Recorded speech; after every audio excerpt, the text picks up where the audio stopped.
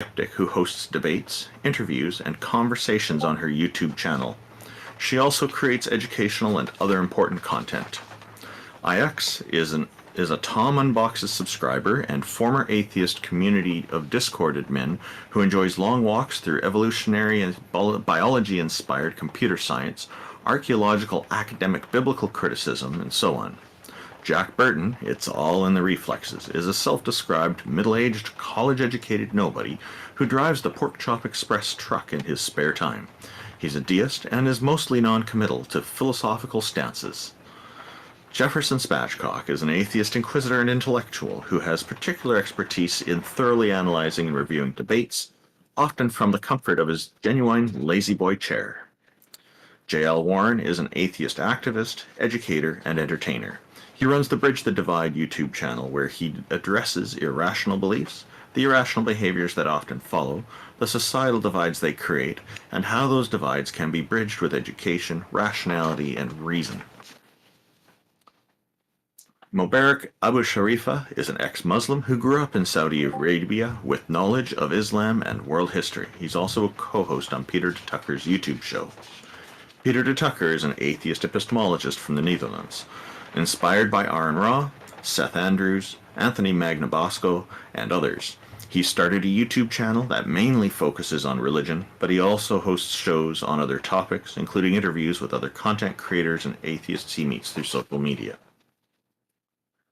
I'm Randolph Richardson. I'm an atheist activist from British Columbia, Canada, who advocates for the equality and normalization of people who don't believe in deities, which entails advocating for fair justice, freedom, and critical thinking.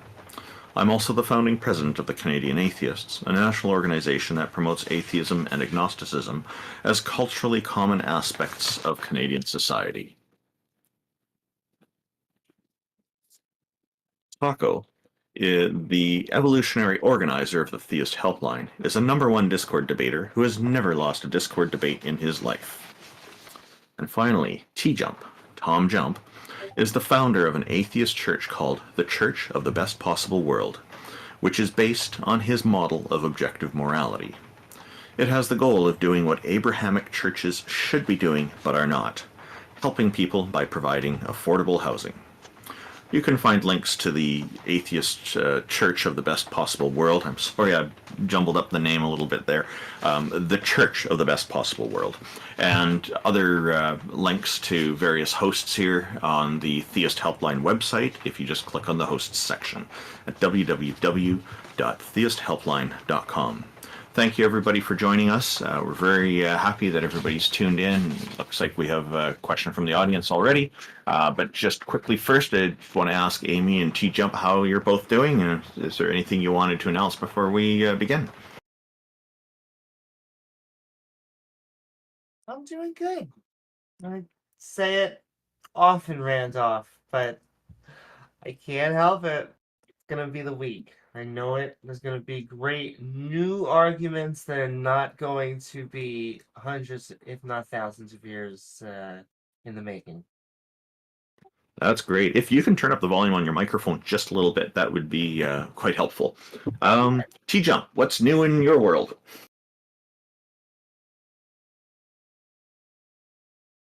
I guess T-Jump's a little bit busy at the moment, so what I'm going to do is proceed with bringing up our first guest, Badal's Mito. I sure hope I'm saying the name right. Welcome, Badal's Mito. If I'm saying your name incorrectly, please feel free to correct me. Hey, what's up? My name is Battles Mito, and Battles Mito. Thank you, Battles Mito, for joining us. Yeah, no problem, no problem. So I just want to ask you if you neither affirm nor deny the existence of God, or outright deny the existence of God. Me personally, I don't take a position for or against God existing. I'm just an atheist who doesn't believe in deities. There are others who take specific positions. Now, if you were to describe characteristics of your God, then I could work with that, and I could tell you whether I think it's garbage or whether I'm not sure or whether I believe it. So, like, for example, some people will say that the Christian God is omniscient and omnipotent. So there is a paradox there, which I've explained before, but I'll just go over it really quickly here. if God knows everything and has the power to do absolutely anything, then if he knows that tomorrow we're going to have sunny weather in my neighborhood, and then tomorrow rolls along and he uses his all-powerful omnipotence to change the weather to say rain or snow, then he's invalidated his omniscience, his all-knowing from the day before. Therein lies a paradox, and so to me that seems like a good reason to discount that Christian God described that way. I'm not going to speak for T Jump and Amy here. I'm going to leave it to each of them to tell you what their response to your question is. So go ahead, Amy. Sure. I would say that we can know that some gods don't exist. I am convinced the Abrahamic gods do not exist, but that doesn't mean that there are gods that could exist that we can't rule out. Right.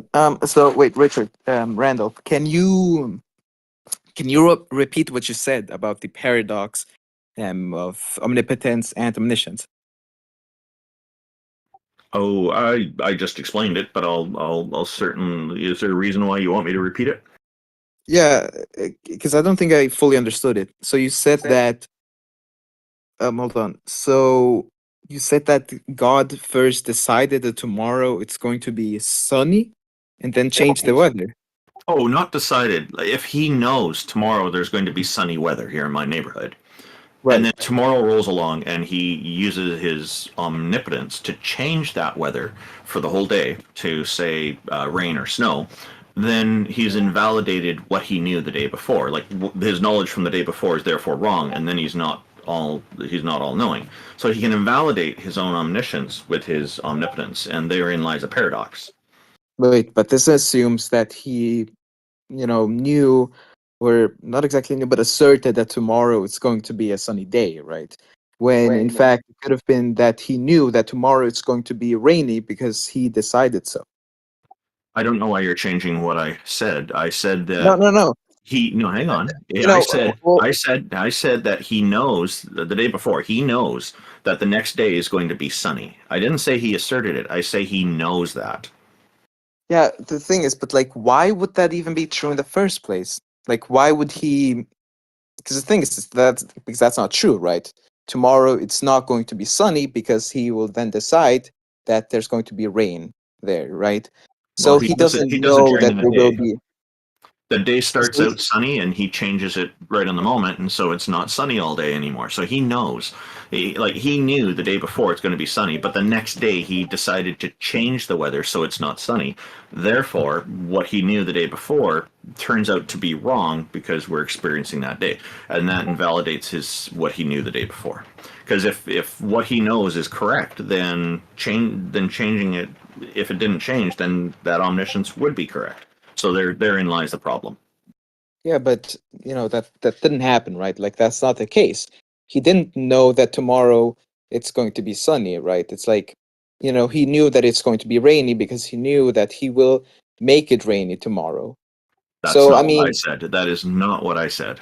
right, right. So what I'm trying to say is that, like that wouldn't even be, obviously that would be contradictory, right? But I don't believe that That's why it's a God is paradox. actually like that in that he knows X, right? But then, like I don't believe that he knows that some event X is going to happen. And then at the time that event X is supposed to happen, he instead, makes some other event Y happen instead. Right. I don't think that that would even make, that would be contradictory indeed. And I don't think that this would even be possible. But I don't think that this outright, rules out, the existence of God. I just think that, indeed that would be impossible to happen. I'm saying that what I said is that because of that paradox, I see that as a reasonable justification for the conclusion that that particular God doesn't exist. Because it's paradoxical. Are you trying to tell me, like, you're trying to change my explanation, and I'm rejecting that. But Right. Okay. Okay. Okay. are you Okay. I see it are now. you sorry, I'm I just trying to see ask your you point. something. Are you Wait, trying hold on. to are you one of these people or hang on, are you taking by any chance a position that God can violate logic? No, I think that Okay. if God could somehow violate logic, then he wouldn't be right, because I think that the incoherent simply doesn't exist, right? So, for example, an unmarried bachelor does not exist. So, a God that is incoherent obviously would also not exist. But okay, I think I understand it now. But I don't see how that somehow makes it impossible for an omniscient and omnipotent being to exist. It simply shows that it is impossible for an omniscient and omnipotent being to decide something, like hold knowledge of something and then contradict that knowledge, because that would imply that he is not omniscient. That's exactly what I was saying, is that it implies he's not Right, actually exactly. omniscient. So I'm rejecting those Exactly. But I those don't categories. see, Hang on.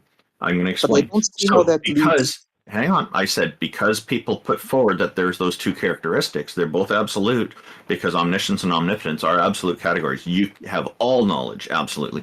If you're omniscient, you have all capability of doing absolutely anything if you're omnipotent. So by putting forward that criteria, my point was that that would be paradoxical, and therefore I would reject it. Now, you just confirmed a moment ago that you're not taking the position that the Christian God, that such a Christian God could violate the laws of logic. So therefore, my paradox stands. Okay, so what I'm trying to say here, hold on, is that Also, like battles. sure that would be, paradoxical, right? For God to know something and then contradict it later on, because that will Yes. imply that before that, like that previously he actually did not know it. But the thing is, I just don't see how this leads to to the mutual exclusion of omniscience and omnipotence. Amy, you were going to say something. Did you want to handle that? I'm still saying it's a paradox. So go ahead, Amy. Ex- exactly. I just wanted to ask Bottles, is there a specific reason why you believe in a god? Because we gave our two answers, but is there a reason why you see it in the opposite direction? I mean, I think that a necessary uncaused cause must exist, right? And so I like Leibniz's argument. I also like the digital physics argument, which is an idealist argument, right? Um, So although I'm you not believe there super are. interested in trying to like find, I'm not super interested in trying to argue for the existence of God. I'm more interested in learning about why atheists, deny the existence of God. Sure, but I guess, you know, my invitation to you would be, we hope that if you don't have good reasons for a god, that you would eventually not be a theist. And so I mean, that's our interest. I will just add to this to respond to what you're wanting to do is find out why atheists don't believe in deities, gods or goddesses, is that the reasons vary. We are quite a diverse demographic, among the most diverse throughout the world, as far as I can tell. I'm not saying the most diverse, but I say we are among the more diverse demographics. And I hear a lot of different reasons from atheists when I've heard people debating or when we're just having conversations and this topic comes up. Some people have really what seem like really good logical reasons, and others are just there's not really much reason at all. And there's a whole spectrum there, and a lot of different reasons. So yeah, my prediction is going to be that as you talk with more and more atheists about this, that you will very likely observe the same thing, that there's going to be quite a wide variety of reasons. sure. It's just that I've never seen really a proper refutation of theism, right? I mean, I've heard the problem of evil or suffering before, but that assumes that God cannot have a morally sufficient reason to permit evil or suffering, right? They imply or assume that it is moral to permit evil or suffering. and I don't see why that would be the case, especially under an atheist framework. What do you think would be a proper refutation of theism? I'm sorry, Amy.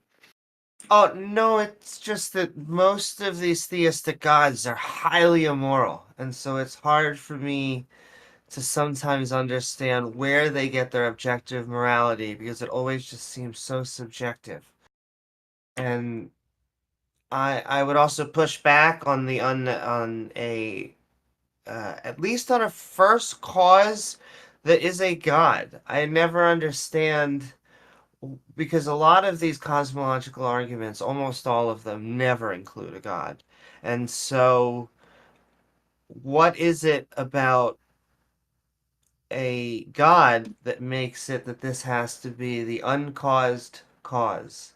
If you're gonna say there's something that is I mean, that's how we uncaused, define God, right? We define God to be the necessary really. uncaused cause. I mean, it's just a definition, really. I mean, of So course, God also has it doesn't have other a aspects to mind or him. anything else like that. What? It doesn't have a mind or anything else like that. Nah, he does have a mind. He is a personal being. Otherwise, it would just be an abstract Oh, object. well, then it has really nothing to do with an unnecessary uncaused cause. We can just throw that. I mean, that doesn't have to be. What? Okay. It doesn't have to be that this deity. It could be there's many deities, and some of them are not unnecessary causes.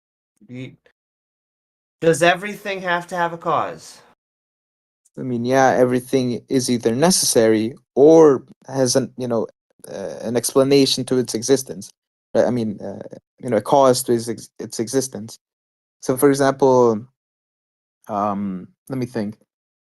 There are a priori truths, right, that are undeniable, basically, right? And, you know, so these are necessary truths, right? So, for example, that you exist, it's not something that you can deny. Wait, Sure. no. I Hold on, I don't know what agree. the fuck I'm talking about. But there are so there are two things, or two, I guess, categories, right? Two main categories: necessary beings or entities, and caused beings. And God would fall under the former category. In uncaused being. Right. Okay. But why does it have to be? Once again, isn't that just asserting it? Because why would it have to be a being? Like a mind and all these other things. It could be that there's something. I I'm mean, yeah, not sure. being is a mind, right? A being is a mind. Well, now you're see, Or a but mind is a being. that is an equivocation because now we're switching from just being, just a rock, it exists in the universe, to like a being, as in like a person that has agency and thoughts I and mean, yeah, feelings. of course, God would have to have agency, right? Because if he didn't have agency, if it was impersonal, then he would be akin to a number in that he is, outside of space and time, right? And, he can't have any other properties like loving or merciful or graceful if he didn't have agency or didn't have a mind, right? He would be just like a number. And as we all know, numbers can't cause anything, right? But minds, right, can cause things. Well, would it be even just slightly adjacent? It would mean that God is a idea, is a concept, and ideas and Again, no, concepts because they can't affect a anything. concept can't cause anything. A That concept is an abstract object, like a number, that is highly true. right? And I'm not saying that God is a concept. I'm saying that God is a True, personal being. but I am.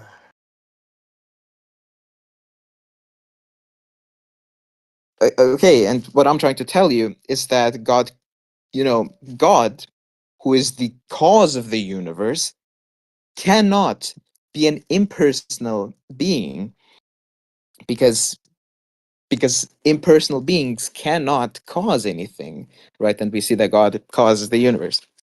Okay, but What's why? Oh, go, what step? Randolph. Yeah, what steps have you taken to, if you have considered it, I don't know if you have, but have you taken any steps to rule out the possibility of it being a goddess, or of there being multiple gods and goddesses working together to I create the mean, universe? okay, so well, there can't be two necessary causes, right? Because when there's already one necessary cause, then any other cause is not necessary, right? And that would make the first one superior to the other one. And so the first one would be God, and the other one would be a, a, a lower spiritual being. So Why I believe that there why can be can't only two of one them? maximally great being. Why can't there be two who are equal?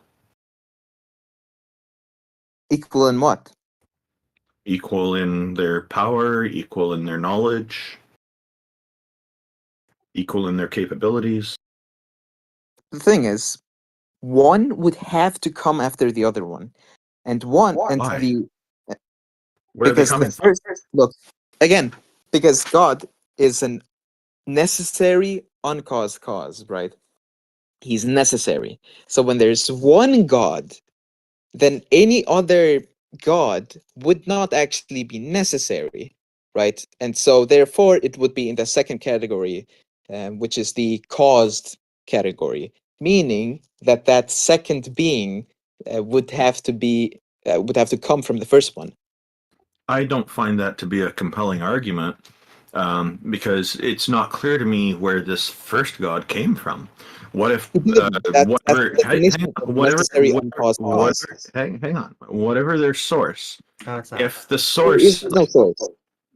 they came from somewhere. So you said No, everything has a no, no. cause, I literally just told you God is a necessary uncaused cause. He and there so is no I asked source. you, how do Otherwise, you that know would that it's mean the that only he's one? God. You've just thrown around the word necessary, but you've not actually provided any proper justification for this, from what I can tell. Also, Again, it's Leibniz's not argument about shows why God is the necessary uncaused cause. it's Right. not about proving uncaused causes. You're trying to prove that a God exists because there can be uncaused causes that But this have is what we nothing to do with the define God. as God, right? That's just, I No, mean, I'm that's just defining God. one attribute that you would tie to a God, but there's many attributes that you would tie to a God. Yeah, of course. God is, omnibenevolent, omnipresent, omniscient, etc. Right? And these, A we derive superhero. from other arguments, right? So, for example, from the ontological argument, we derive that he's the most loving, that he is perfectly moral. From the cosmological argument, we define, we can precisely get that he is outside of space time. Do you agree with the Holy Bible that says with God all things are possible? Yeah, sure. Then it should be therefore possible for there to be multiple deities who've been there all this time. Wait, all things are possible through God. So that means If these with God multiple all other things are gods can possible, only then it would exist be through possible for God. there to be a god and a goddess, or two gods or two goddesses, instead of just one. Also, that's a This T-shirt, can not a only argument. this can only be Okay. true through God. They would still be lesser than God because they are caused by God, right? So I mean, I don't deny the existence of higher spiritual beings, right? Such as angels, right? Angels are powerful, of course, but these are Of created. course. If all things are possible through God, then God should be able to create another deity that's exactly equal to him in capability and knowledge and power. Yeah, sure, Okay. And sure, should but be able to, and if God is outside of space and time, it should be able to make it go all the way to eternity, I guess, eternal in both directions in time, right? I mean, sure. I mean, so long as it is actually coherent, right? Why would it not be coherent to have a god and a goddess create life, the universe, and everything, instead of just God by himself? I mean, right now, like I don't see why that would be logically impossible. But I simply deny that because I affirm that the Bible is God's word, and there is no other God, right? Now, but I don't want to really get into this deeply. But I don't deny that sure there is a possibility since there is no logical contradiction in that, and all things are possible through God. But I just again I don't think that God created another God. What if all things are possible through many gods? What?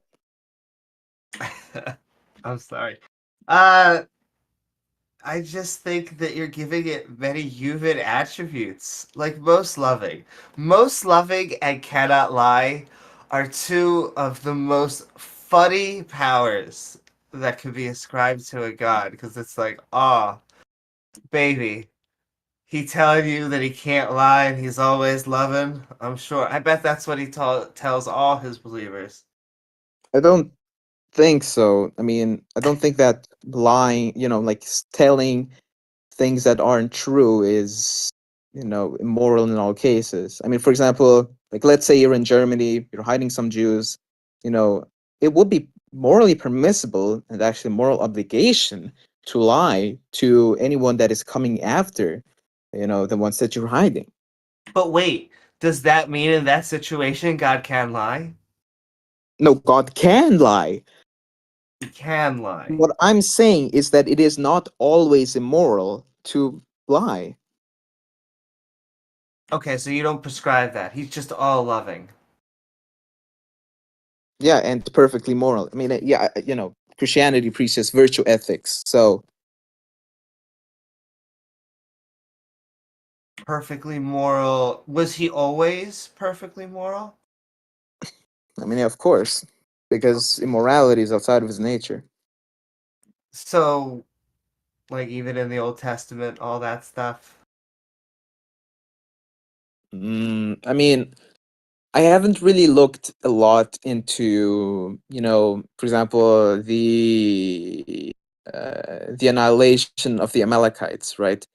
But I mean, considering how God is the creator of life, he can also take it away. That will be perfectly moral, right? So, Well, it would also be moral for him to order somebody else to take away the life of somebody else. and it would be perfectly loving. Yeah, Even if it were to be like a baby and he, were to drown it, it would I be. mean, yeah, but I mean, duh. I mean, yeah, of course, right? But the baby would also, in all likelihood, go to heaven, right? They would.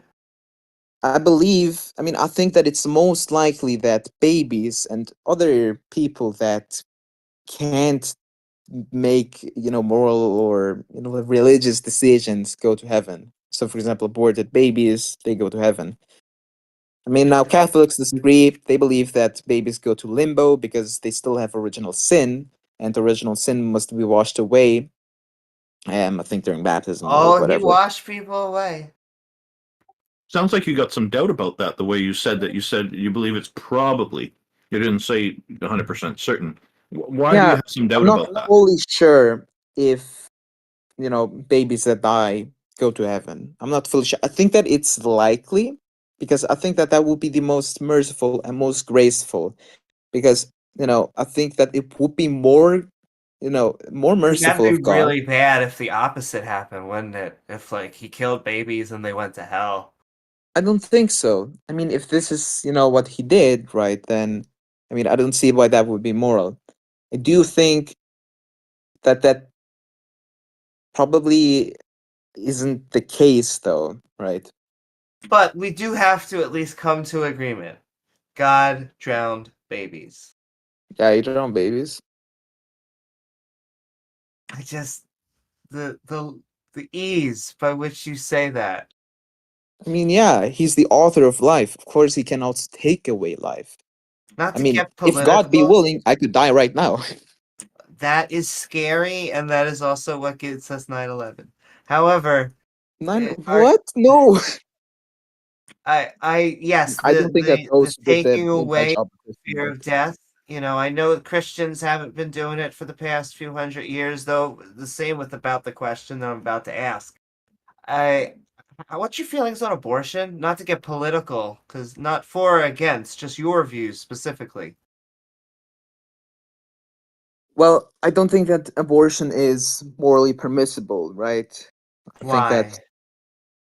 well, because murder is wrong, right? Um, Well, I abortion is murder. mean, Not if you make them, right?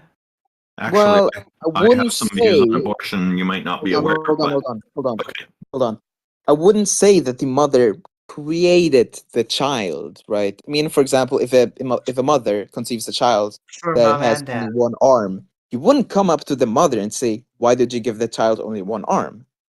But that's ridiculous. Of course, the mother didn't create and design the child. I mean, who really created the child was God.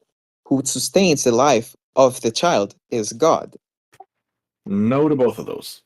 But I can tell you that I am in favor of reproductive rights. Abortion is, in my view, a necessary human right option available to all pregnant, must be available to all pregnant people without them having to decide, without them having to justify their decision to anyone. Right. So that's my view because I think that taking human rights seriously means it has to apply to everybody. Now, to call it murder is despicable in my view, because it's not. It's somebody who's deciding that they don't want this in their body anymore. They don't want I mean, it. you can They don't portray want it this part of however their you body. want to, right? You can It's call it not weird. reproductive rights. It's more You can like an call it amputation. human But rights, So, whatever. I don't really care, but right? You would have to actually, provide a proper before justification sorry, for yeah, abortion. sorry. You hang on. You don't care about human rights. I do. So we're definitely on the opposite I ends don't of the even spectrum believe here. in human but rights it's unless not you define about human that. rights to The only be point property is, rights. the The point only is, right I believe in is property rights.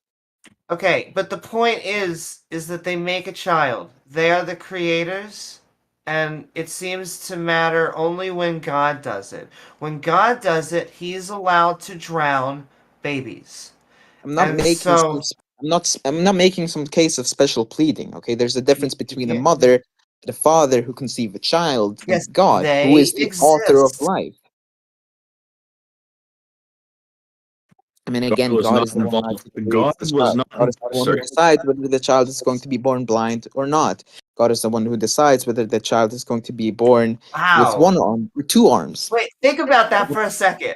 Can we just hold on to that a second? God has Yeah. to think and be like, I'm gonna make a baby with one arm. Totally kosher. Boom. Go. Okay. And And you're okay with this. I mean, yeah. I mean, seriously, I this mean, you could. duh. I think it wasn't John chapter 9 where Jesus explains why the blind man was born blind, Why was he born blind? Help me out here. so that the works of God could be shown through him. Ew. You're telling me he was born blind for some glory to him thing? Yeah, everything that happens is ultimately for the glory of God. Bottles, please. You're a henchman. Think about this. You're working for a No, I've supervillain. already gone through this, right? I mean, lately I've been struggling with mental health, panic disorder, and in retrospect, I'm actually grateful for what I went through because I've grown so much closer to God in these last few months, right? I know that I've suffered, right? But it was through this suffering that my faith has increased and God is glorified. And I'm perfectly fine with that. I don't have Uh, any objection of any sort, nor moral, nor theological, nor anything.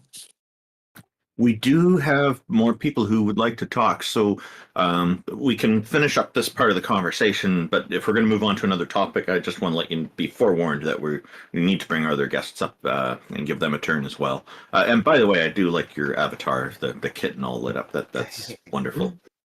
and I am sorry for that, Battles. I hope that you are getting into a better headspace. I hope that things are going well. Uh, However, I will keep on insisting that there are secular, healthy ways that we can find our outlets. We do not need these types of often autocratic belief systems I'm in not saying look, hold on. I'm not saying that the moment you convert, every single one of your mental health issues is going to be solved, right? I'm not saying that my mental health issue is a result of, not having faith or anything of the sort, right? And to assert otherwise, it's just ignorant, right? And I've seen many Christians say something like that, saying that, oh, God will heal you from depression the moment you convert. when that simply isn't true, because there are many faithful Christians who do suffer with depression or other cases of mental health problems. I'm not just, how do they say it, like, again, it's not just it's not just a faith issue or anything like that. I have a lot of faith, right? I do believe that God can heal me, right? I am also going through doing secular treatment, for example, on medications. Well, good. I at least say if you're going to take a pill and pray, at least please take the pill. Sure. That was actually just a normal saying. I didn't mean it to apply so literally this time. But still, thank you, Battles, for the back and forth. Yeah, no problem. I also had a good time. Have a good day. Yeah, Battles, thank you for a good conversation. Feel free to come back again later. So, we have, and just before we start, we're going to bring up progressives are authoritarian, but just a moment. Amy, somebody wrote in our YouTube chat something I think you might find interesting. It was from Captive Desk. He wrote, Amy, the stand-up counter-apologist, haha, with a heart.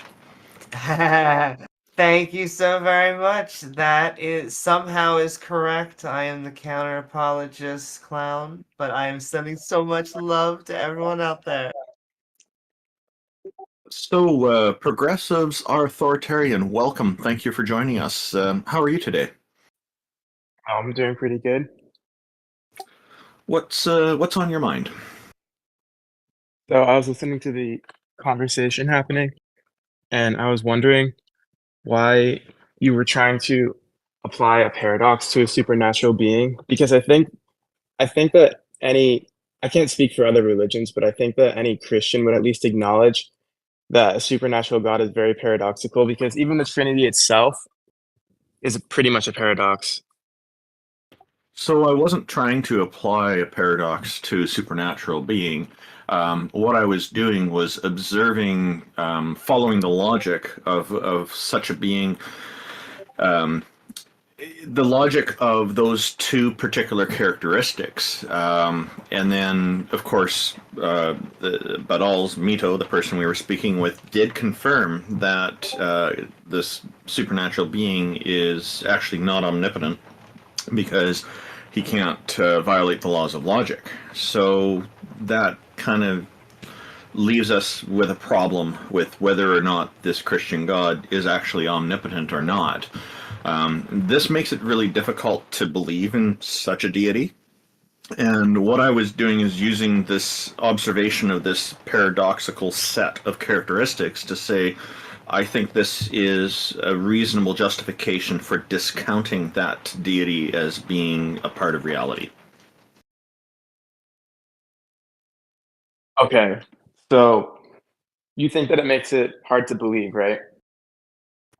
I think it makes it impossible to believe if the claim is that it possesses both of those characteristics, yet those characteristics create a paradox. I've got good logical reasoning to justify saying this is an idea that just doesn't cut it. Right, and Mitos was saying that God must be logical, but I would say that's impossible because there's so many examples of things that wouldn't be logical. Like, for example, God can't sin, even though he's all powerful. Okay, so he sets up a standard of what qualifies as sin, and then he does things that seem to be violating that standard. Like, one of my understanding is one of the characteristics of sin is committing an act of murder, and yet he murdered many different people throughout the stories imparted by the Holy Bible. Um, so to say that he can't sin, yet he's doing things that that the Bible that describes him also describes as sin, sounds like a problem to me.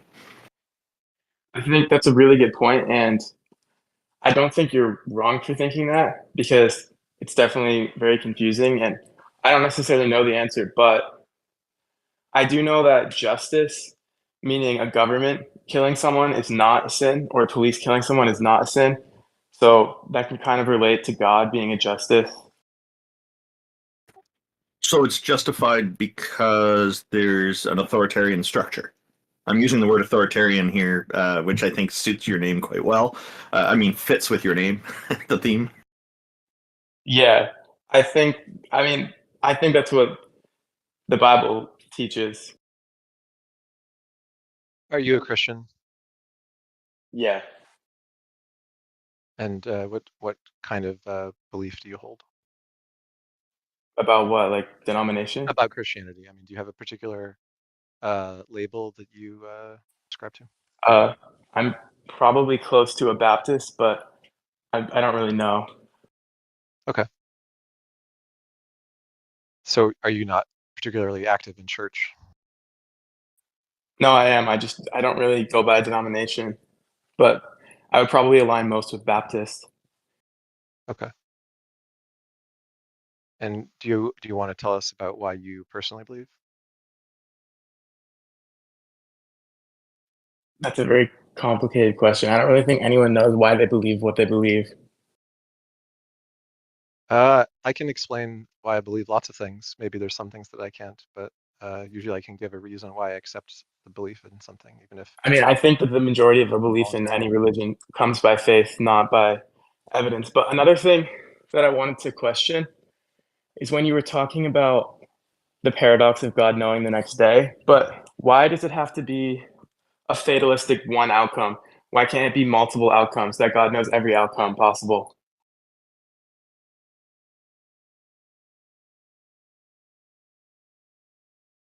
I'm sorry, you broke up. Could you ask the question again? I didn't quite hear it all.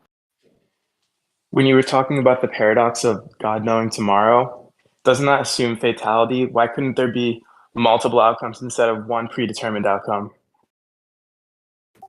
Well, I specified that he would know that the weather in a particular area, the region, like my neighborhood, it's a very small area, and that he would know that. So, yeah, I suppose realistically there could be all kinds of possible outcomes from our perspectives, because meteorology is a challenge. It's more accurate the shorter the time frame, but as time goes on, there's a lot of variables that we just can't consider. So, yeah, multiple outcomes are there.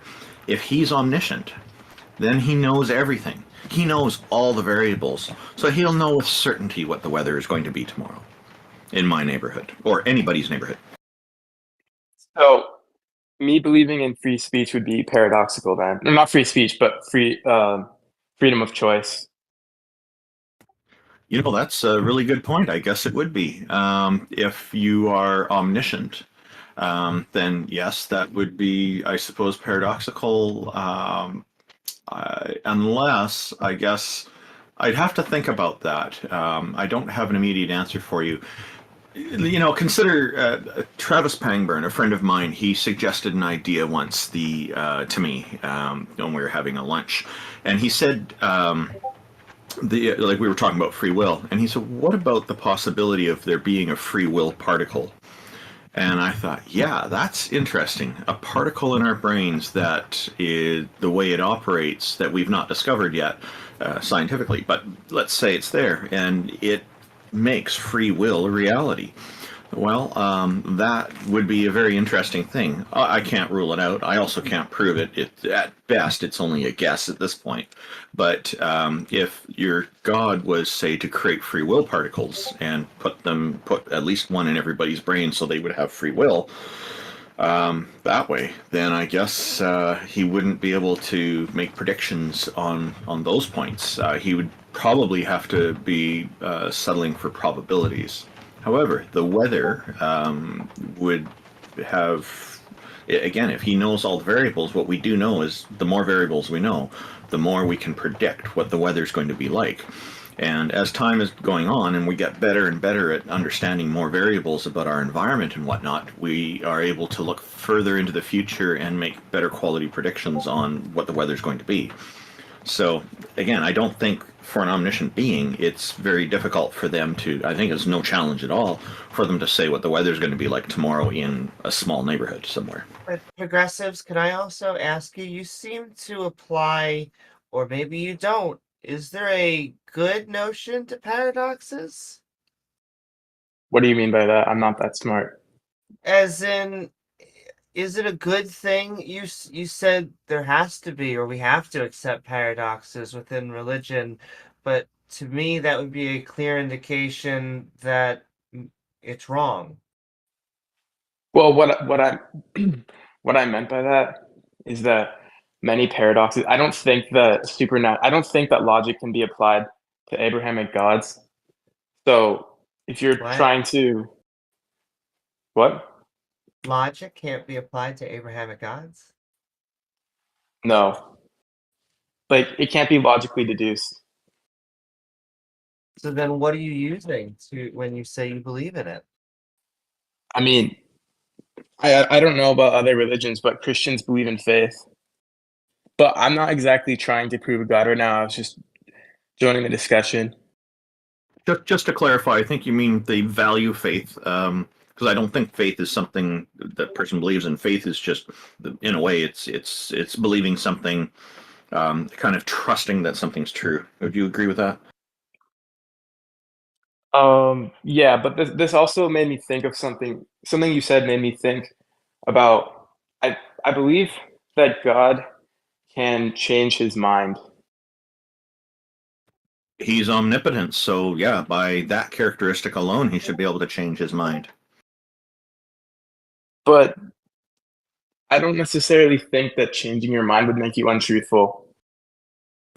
Oh, I'm not saying that it would make you untruthful. People can change their minds to correct a previous view that they held, so that they're more in line with reality, with the truth, the scientific evidence, or whatnot. Or they can change their mind to make things turn for the worse. So it's really it can really go either way.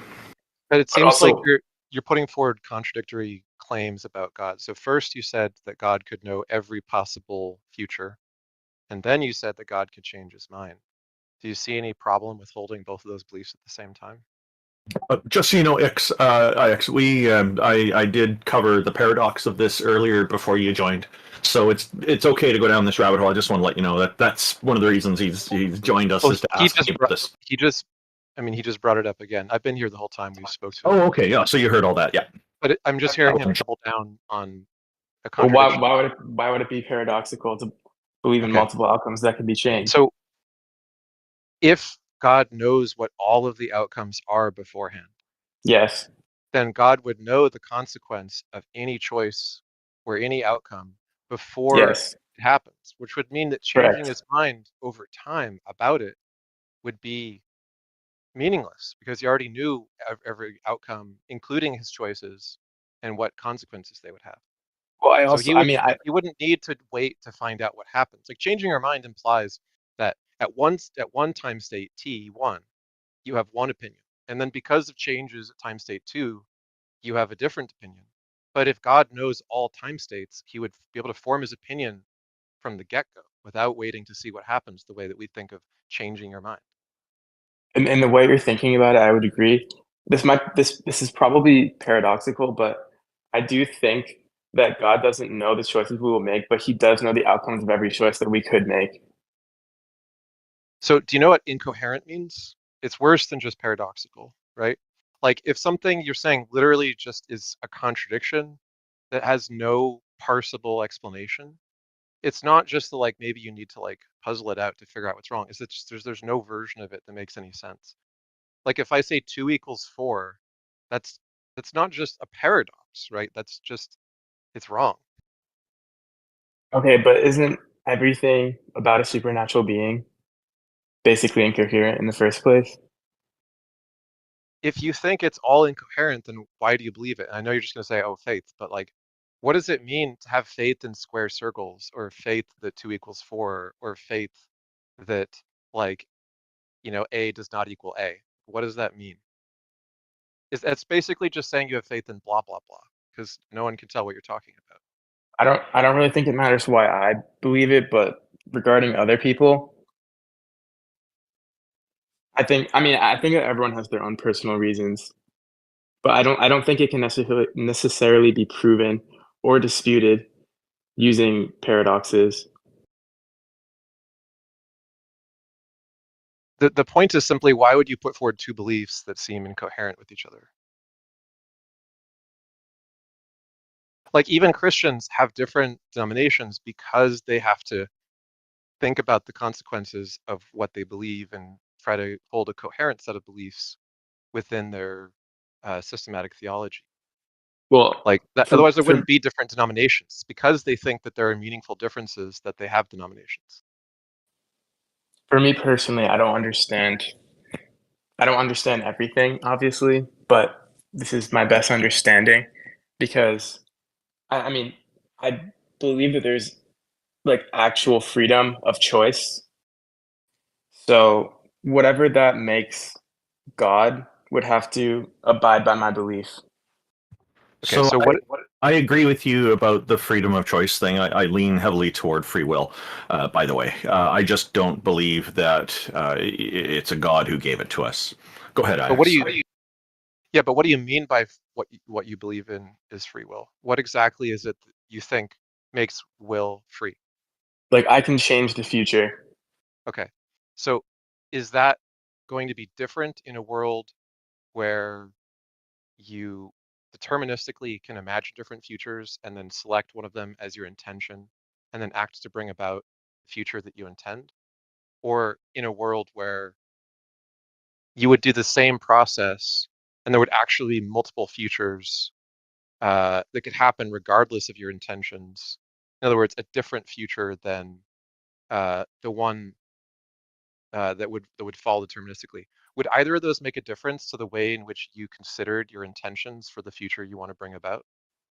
Could you simplify the question? Okay, let's just say that there's two different concepts here. One of them is choice, in other words, deliberation, thinking about the future, imagining it, and having an intention about it. You want future A as opposed to future B. We can call that choice, right? Yeah. Okay. And then the second is whether or not the future actually changes based on just your choosing something as opposed to uh, just it follows deterministically regardless. So if So if fatalism. you have an experience of choice, in other words, you can imagine different futures and choose the one that you desire, and the world is deterministic. How would you be able to tell the difference? What meaningful difference would it make if it were the case You that it would wouldn't. always go the same way, regardless of the fact that you were going to make that choice? What would be the You difference that you could detect? you wouldn't be able to detect it Okay, so then why is it a big deal to you if it turns out one way or the other to be deterministic or not? because if you can't if you can't actually make choices, then that would imply that some people are destined to have bad outcomes or be judged for bad actions. Not necessarily. So I recommend a book. There's a book called Elbow Room: The Varieties of Free Will Worth Wanting by Daniel Dennett. It's very accessible. I mean, he's a philosopher, but he writes to be understood. Um, if you read Elbow Room: The Varieties of Free Will Worth Wanting, and there's an audiobook that's quite good, um, what you're gonna hear Dennett say is that the the part that we care about is true regardless of whether determinism is true, which is that you, the agent, have originated some choice from within your brain or within however it turns out to work, which is going to shape your intentions and your behavior and lead to consequences, right? And that's what we mean when we attribute blame or praise, is we say that agent made that deliberation to choose that course, that intention, and we hold them accountable for it.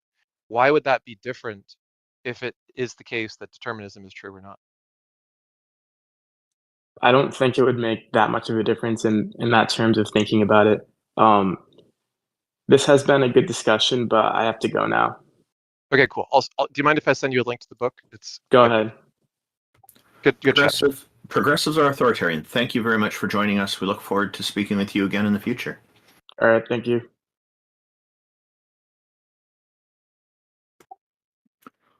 Amy or T Jump or IX, did you have any final thoughts on that one before we move to our next guest? No, just I recommend anybody who's thinking about free will take a look at Elbow Room Varieties of Free Will Worth One. Oh, yes, please post that in the Heathen Hangout chat as well, and I'll share that with our YouTube audience. Will do. Welcome, Pampa. Thank you for joining Hello. us. How are you today? I'm good. Um, the reason I joined this, I want to talk about like some paradoxes that you guys um derived from like the attributes, the omni attributes of God, right?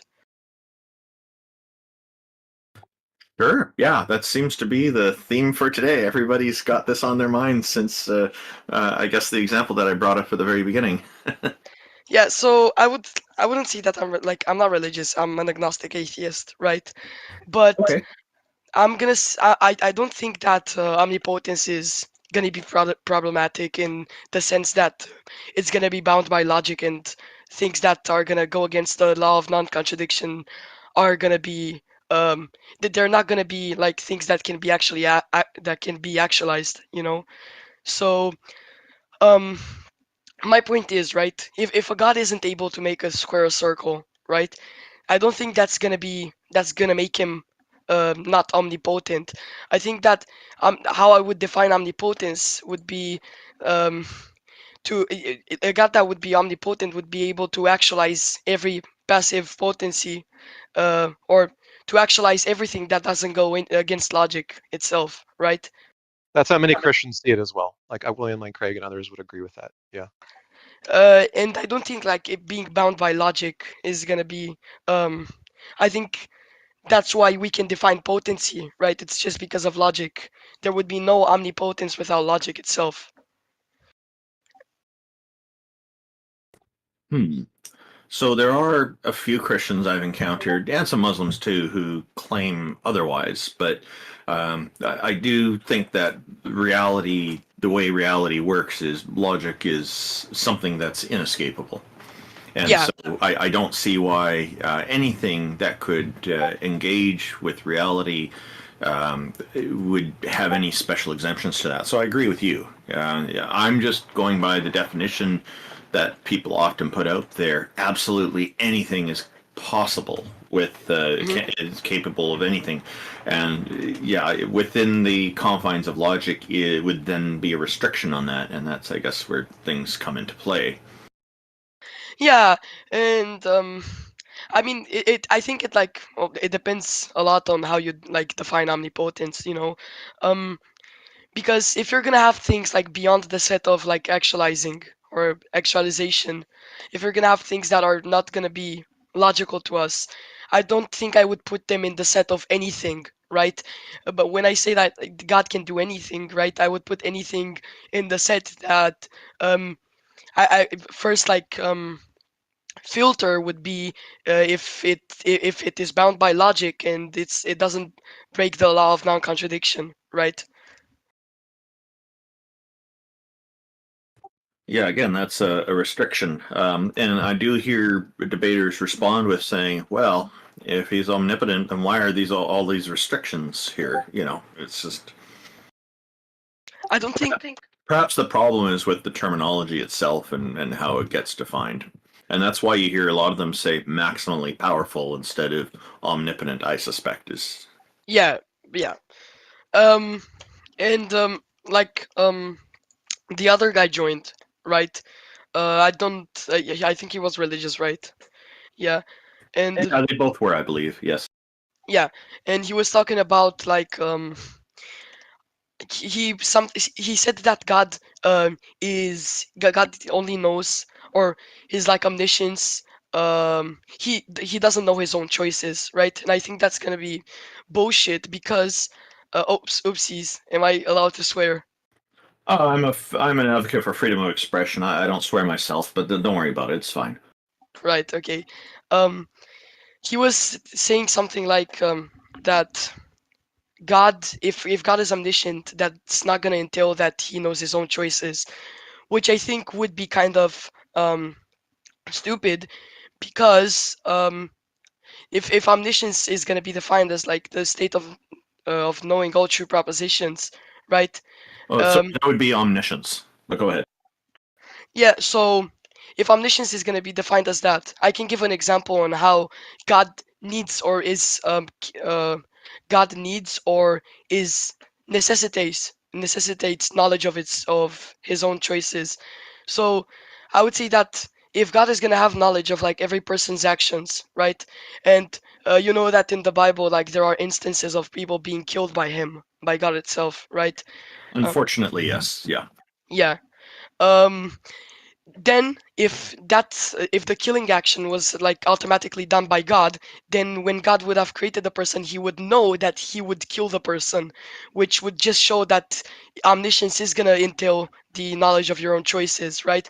And I think that free will, right, or any kind of agency is not gonna be compatible with omniscience because um if I think that a paradox or I have a logical argument against it, and I think that like every religious book is gonna put God or is gonna attribute like agency, so free will and omniscience. Yeah, actually, I agree with you that free will is kind of an antithesis to omniscience. Yeah, because I can actually provide the argument, right? Sure. Um, Just before you do, I will note that when I spoke with Graham Oppie on this about a year or so ago, he said that there's a lot of theists who don't think that omniscience includes knowledge of the future. It's just knowledge of the present and the past. And so I find that interesting because, and I didn't unfortunately get to, there wasn't enough time. I would have liked to have explored it with him a little more, but it seems to me that if you know all variables now, that you should be able to predict where our planet's going to be in the universe 100 mm. billion years from now. Yeah, so I think that attributing, m- m- I think that like a lot of theists I've had discussions with, right? They say that, well, God is not in time; He's atemporal, right? But I would see that as contradict. I would see that as problematic because if God is going to be atemporal, right? I don't think unless he acts in some kind of like dimension of time in which he or that we cannot comprehend, in which like causality is going to be possible, and I don't see how God can have thoughts, right? Or how God can act, how God can actualize. And I think that if you're going to attribute like a temporality to God, then he's not going to be omnipotent anymore because there's not going to be any like active you God is not going to be able to like actualize potential, you know. And um many theists will say that or I think it was Catholics that believed this. It was like absolute divine simplicity, right? Correct me if I'm wrong. In which they think like God is, and he is basically the perfect act, and he has done everything, he has completed everything. But I would also see that as like problematic because I don't think that if God is gonna be an act, right? I don't think you're gonna be or if he has done everything and he's atemporal and he's not made of parts, then I don't think you will be able like to attribute. I don't think you will be able to like attribute stuff to him, because um, omniscience, like omnipotence, omnibenevolence, omnipresence, all of those are gonna require some kind of God that is in time, you know, or Yeah.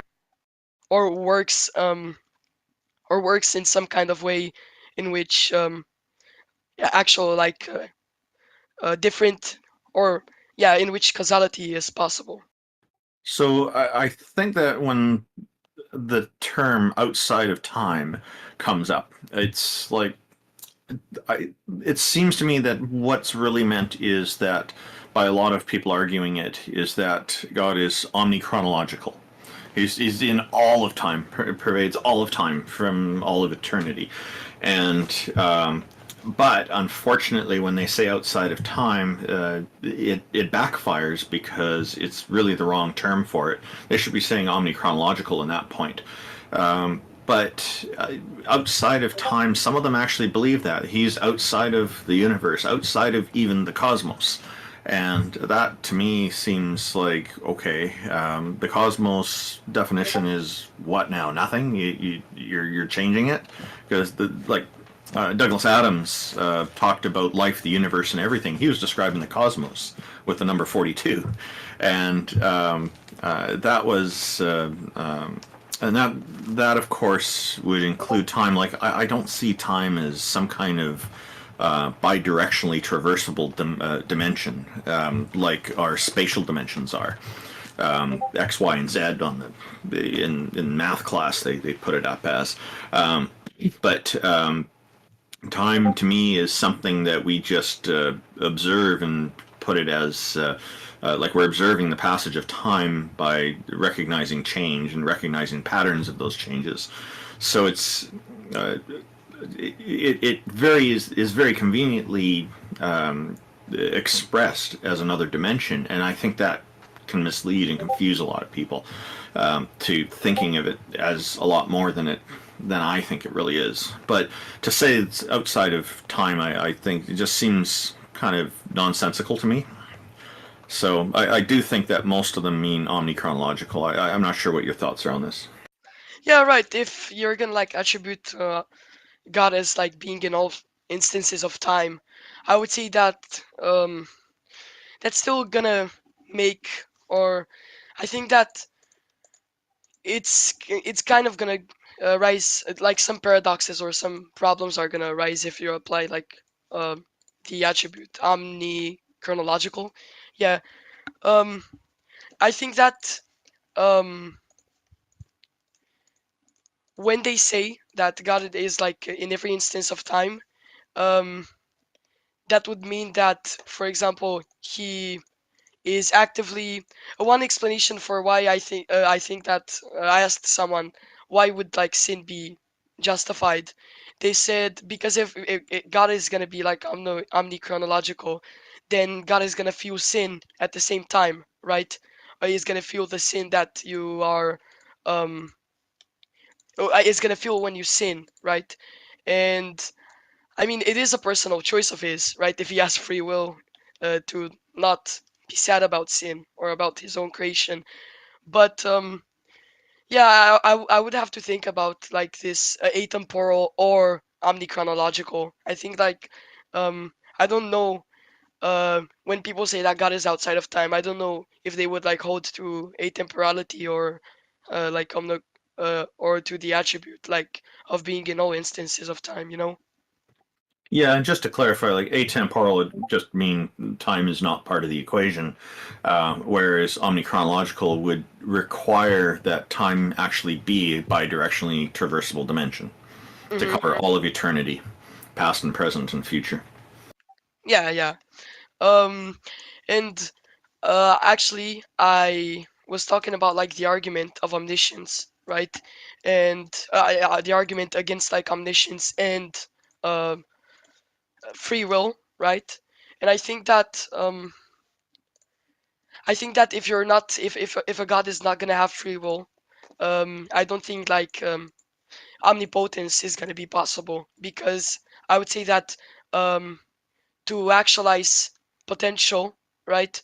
You're gonna need an actual active potency, which is not gonna be contingent on just or which is not gonna be contingent on laws that you're bounded by. For example, like an atom is not gonna be omnipotent because it follows laws, right? Um, or not an atom exactly, but Well, let's be clear on the terminology. It's not really following laws. It's just it's constrained by them as a matter of nature.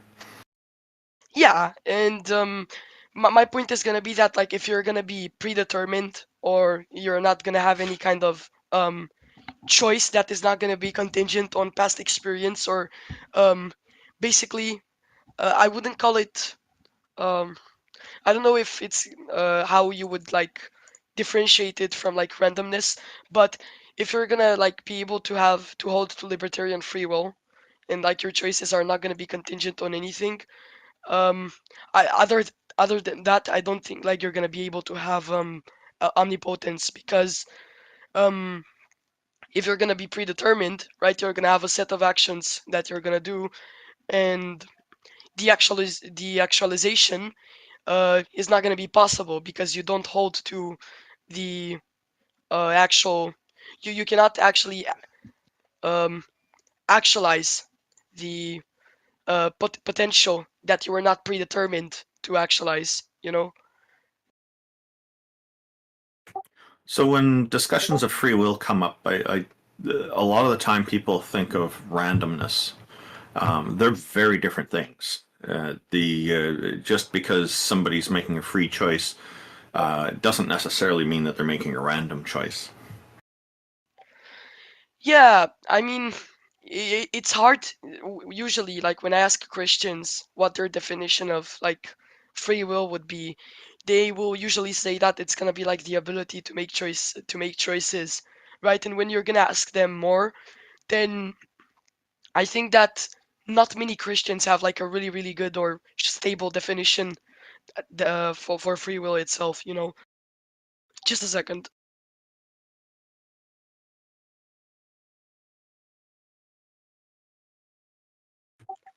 Uh, Hello? Hi, go ahead. Go ahead.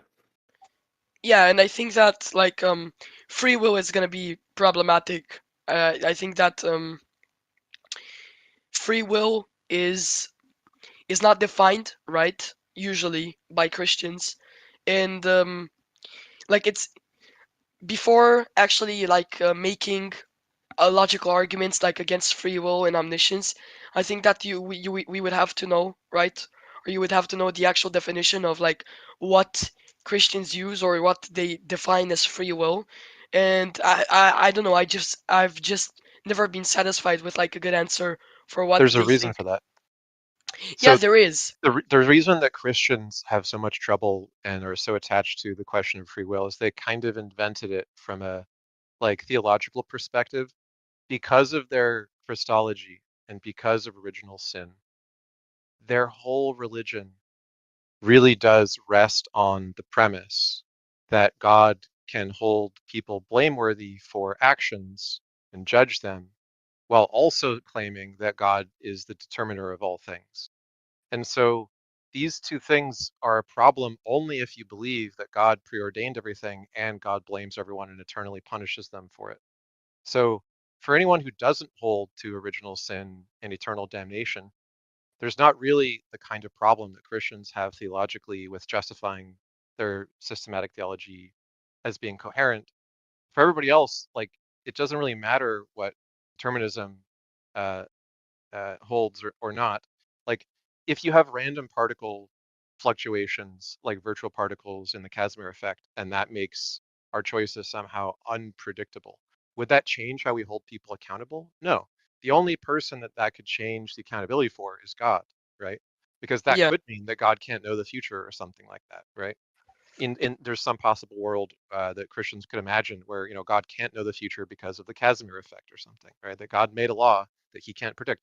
And there's lots of Christians that believe that and hold to like various forms of like open theism, where God essentially made the world but like doesn't predict all of its outcomes all the time. Um, so Christians tie themselves into knots to get God off the hook. And then they claim that the reason they're doing this is because blameworthiness depends on it. But the only kind of blameworthiness that depends on it is God's blameworthiness for our suffering, not human blameworthiness for the foreseeable consequences of their actions, regardless of determinism. Yeah, I think that Christians are usually gonna try and fight this with saying that like what you said is like really valid. I have seen Christians who basically claimed that um, God cannot know like the future of a person, but I would say that um, if he's gonna be atemporal, right, or if he's gonna be omnichronological, then I no, or if you apply to that, if you hold to that view, then that would entail that God is in time. He's not even omnichronological, right? Because um I think that if you're gonna say that he doesn't, or the only reason that he doesn't know the choices of a person will be that their choices are gonna be like indeterminate propositions. Um, I think that to have an indeterminate proposition, you're gonna have to be in time, right? And actually not know the like next state of a system, or um, you would They have, don't have to really specify why. They can just say chooses not to or something like that. yeah. Um, I yeah, mean, they don't really have to like give a physics explanation because obviously theists didn't know physics when they came up with this stuff, but they they were kind didn't. of doing like proto physics.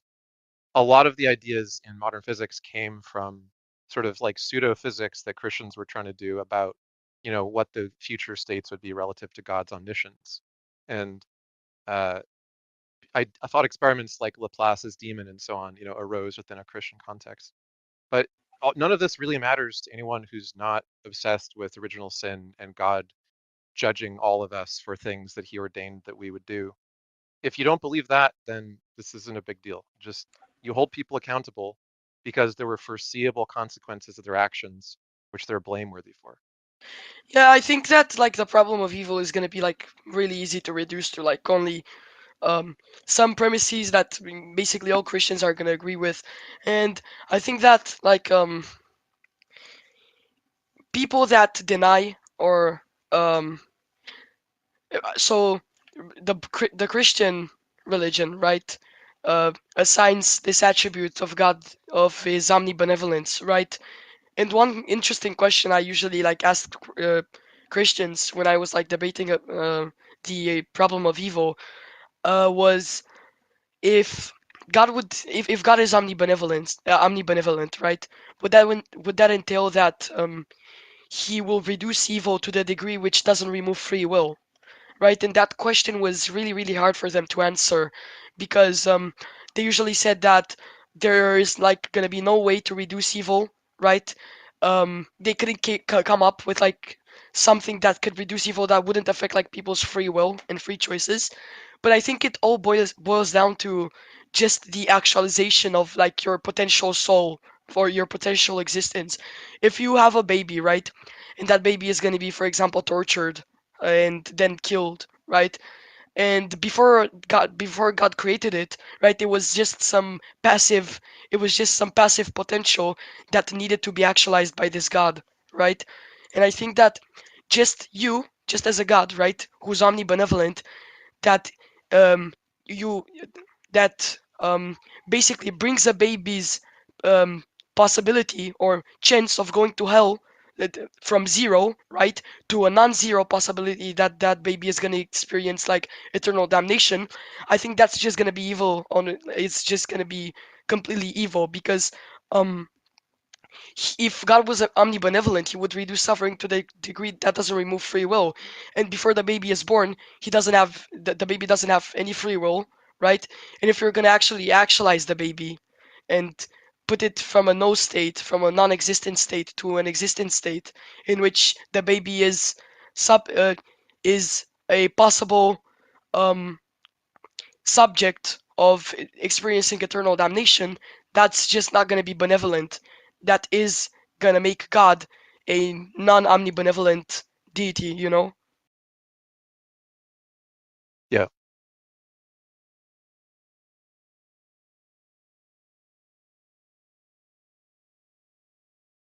Yeah, there's many different denominations of Christians and beliefs about original sin and Christology and free will, partly because of this tying in knots that they have to do to try to figure out how to justify it.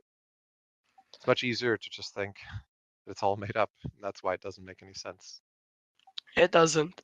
Many Christians, um, which I've also like had some conversations with, they're usually gonna agree to like biblical creation or like things that we know are contradictory, right? For example, the Bible claims that the earth was created in 6 days, which is completely non, which it doesn't have any kind of, not a bit of truth in Well, it, there right? is actually one pretty good explanation for why they think that. Do you know where they got that from? Uh, I think the only explanation that they would use is that like the Hebrew version actually used like a different version of they, you know, it Well, didn't mean there's more than that. There's more than that. So are you familiar with the idea of mimesis? The idea that many ideas in the Bible are uh, very similar to, in very completely structurally equivalent ways, other texts, like Moses and Sargon of Akkad being the baby left in the basket, the story of Phrixus, and the story of Isaac, where the king is told by the gods that calamity will befall them if they don't sacrifice their firstborn son. Then at the last minute, when he's willing to sacrifice his son, the gods take mercy and take the son to safety, which they then spend uh, their new life founding a new dynasty because they're blessed by the faith of their progenitors and become the founders of a new colony. All of these stories are true in the Bible and true in Hellenistic literature. And one of those stories is Plato's Timaeus, which was the most widely distributed of all of Plato's works, all throughout the Middle Ages, because it was so popular with Christians, because it was so similar to Genesis. And at the time, the Christians believed that Plato was influenced by the Bible. They thought that Plato got the Timaeus creation story, which has 6 days, and then God rests, and then a separate creation for human beings and civilization. All that is the dual creation story with the 6 days and resting comes from Timaeus. But at the time, they believed it came from the Bible because the Bible said that it was from like earlier than the 6th century. But now scholars have an abundance of evidence that this is not the only text that didn't exist in the 6th century that the Bible appears to copy from. And the whole idea that the Greeks copied everything from the Bible has flipped. If you look at Russell Gmerkin, for instance, and his book, uh, he's got 3 books on the subject, Plato's Timaeus and like the cosmological or cosmic creation myths. He substantiates this extensively. The Bible copied from Plato, not the other way around. It was probably composed around 290 around Alexandria by Hellenistic Jews who were extremely familiar with the Greek sources that they were copying word for word in some cases from. By the way, Ix, Captive Desk in the YouTube audience just indicated that they put the book you recommended, Elbow Room by Daniel Dennett, onto their shopping list. Oh, excellent. Yeah. So I think that like with all I've said, right? Maybe I was a bit of help to like show or to aid like any Christian that's listening to show that I think that I find some like really or a lot of atheists can find like really good reasons not to believe, at least in the Bible, right? It's gonna be that there is a lack of evidence of what the Bible claims, right? Or there is a lack of God, right? There is a lack of his empirical existence, right? And also the internal contradictions that appear with all of the attributes that are assigned to God. And basically, I think that's like all I've had to say. You guys can like bring up another person if you want to. Yeah, thanks for coming up. You made a lot of excellent points. And I think it's also helpful that you showed that, being an atheist doesn't mean just agreeing with anything that someone says against the Bible, right? Uh-huh. Is for most arguments and contradictions and issues that anyone could find in the Bible, there is at least one Christian denomination which agrees with it and has schismed with other Christians over it because they take it seriously too. And that you can find a version of Christianity to address almost any apparent contradiction, but it's very hard to address them all at the same time. So you end up with kind of a Swiss cheese of each version of Christianity attempts to address some of the issues, but appears to Yeah. just bite the bullet on others. I mean, I think that like uh, a very great way to like destroy God completely is to like bring up arguments against like his omniproperties. I think that if you're gonna have to like solve that with like making a new denomination or like changing the rules, right? I think that you um are gonna have to change the whole religion itself, right? You're gonna have to change how what the Bible claims like completely. You're not gonna keep like the main points of God, and that just will not be a valid solution to like solving Christianity at all. Yep. All right, see you guys. Yeah, thanks for coming up. Thank you very much. Really enjoyed that conversation with you. I was that was not the usual kind of conversation we have, but I thought he started off with some really good points about the paradoxes, and then your clarification added a lot of value to that. So thank you for that. Yeah, that was fun. All right, well, we need a caller. So does anyone want to tell us about their beliefs one way or the other?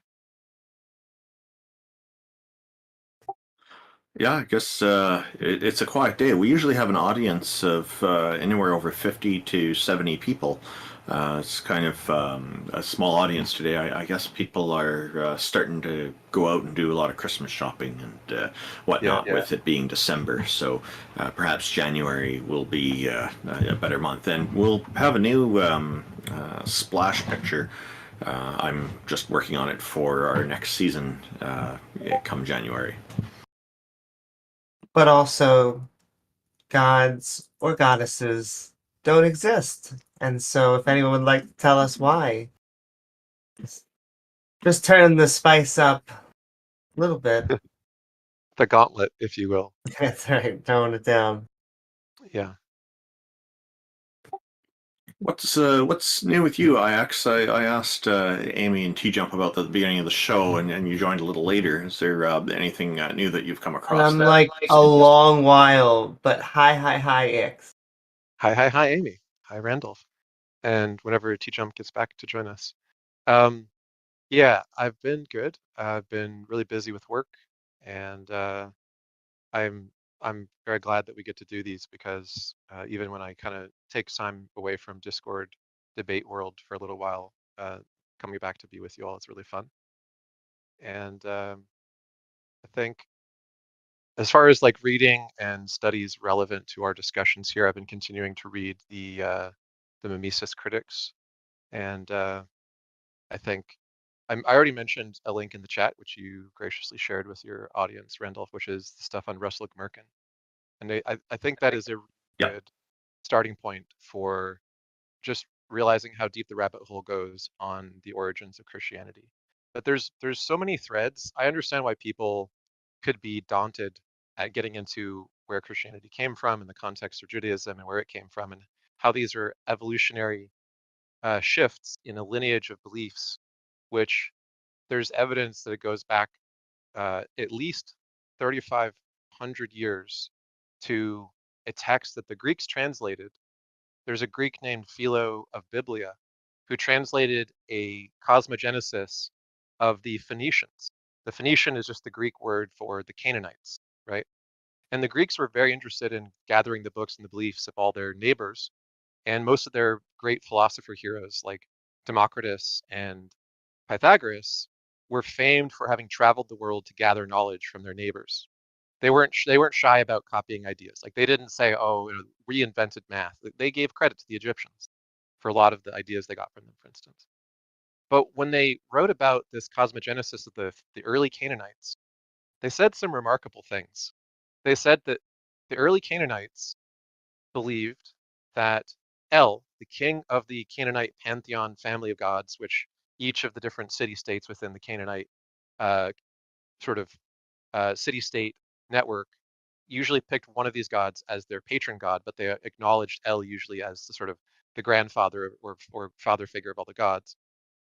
That El was the one who sacrificed his firstborn son and then commanded circumcision upon Canaanites to be in a covenant with him for the sacrifice that he had made of his son. Now, that's weird, right? Because we have it in the Hebrew Bible that this is something that Isaac did, making the sacrifice on behalf of God, or being told to make the sacrifice and then being saved from doing it at the last minute, and that circumcision was only commanded upon the Jews and not the other Canaanites. So it shows that when people resist the idea, oh, they couldn't have got this from the Greeks, it's not just that they got it from other religious traditions around them. They got it from their own primordial religious past within the Canaanite traditions, that the beliefs that became Judaism were part of a community of circumcision and like firstborn son sacrifice beliefs that were widespread throughout the Canaanite region at the time. So the rabbit hole goes 3,500 years back, not just to the Greeks around 290. And it's a long span of history to learn all of the things that influenced Judaism and Christianity. It's intimidating to get into, but I think for those who get into it, it's kind of like Indiana Jones. It's like watching your first indie movie, and after you see the first sort of delving into ancient history and archaeology and all the things we can learn from it, it becomes kind of addictive and fun to learn more.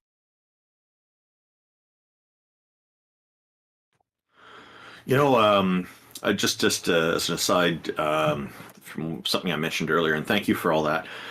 The Captive Desk just noted in our YouTube audience that there is a football game going right now, so that could be what's going on with a lot of people not being in Discord. They're busy enjoying sports.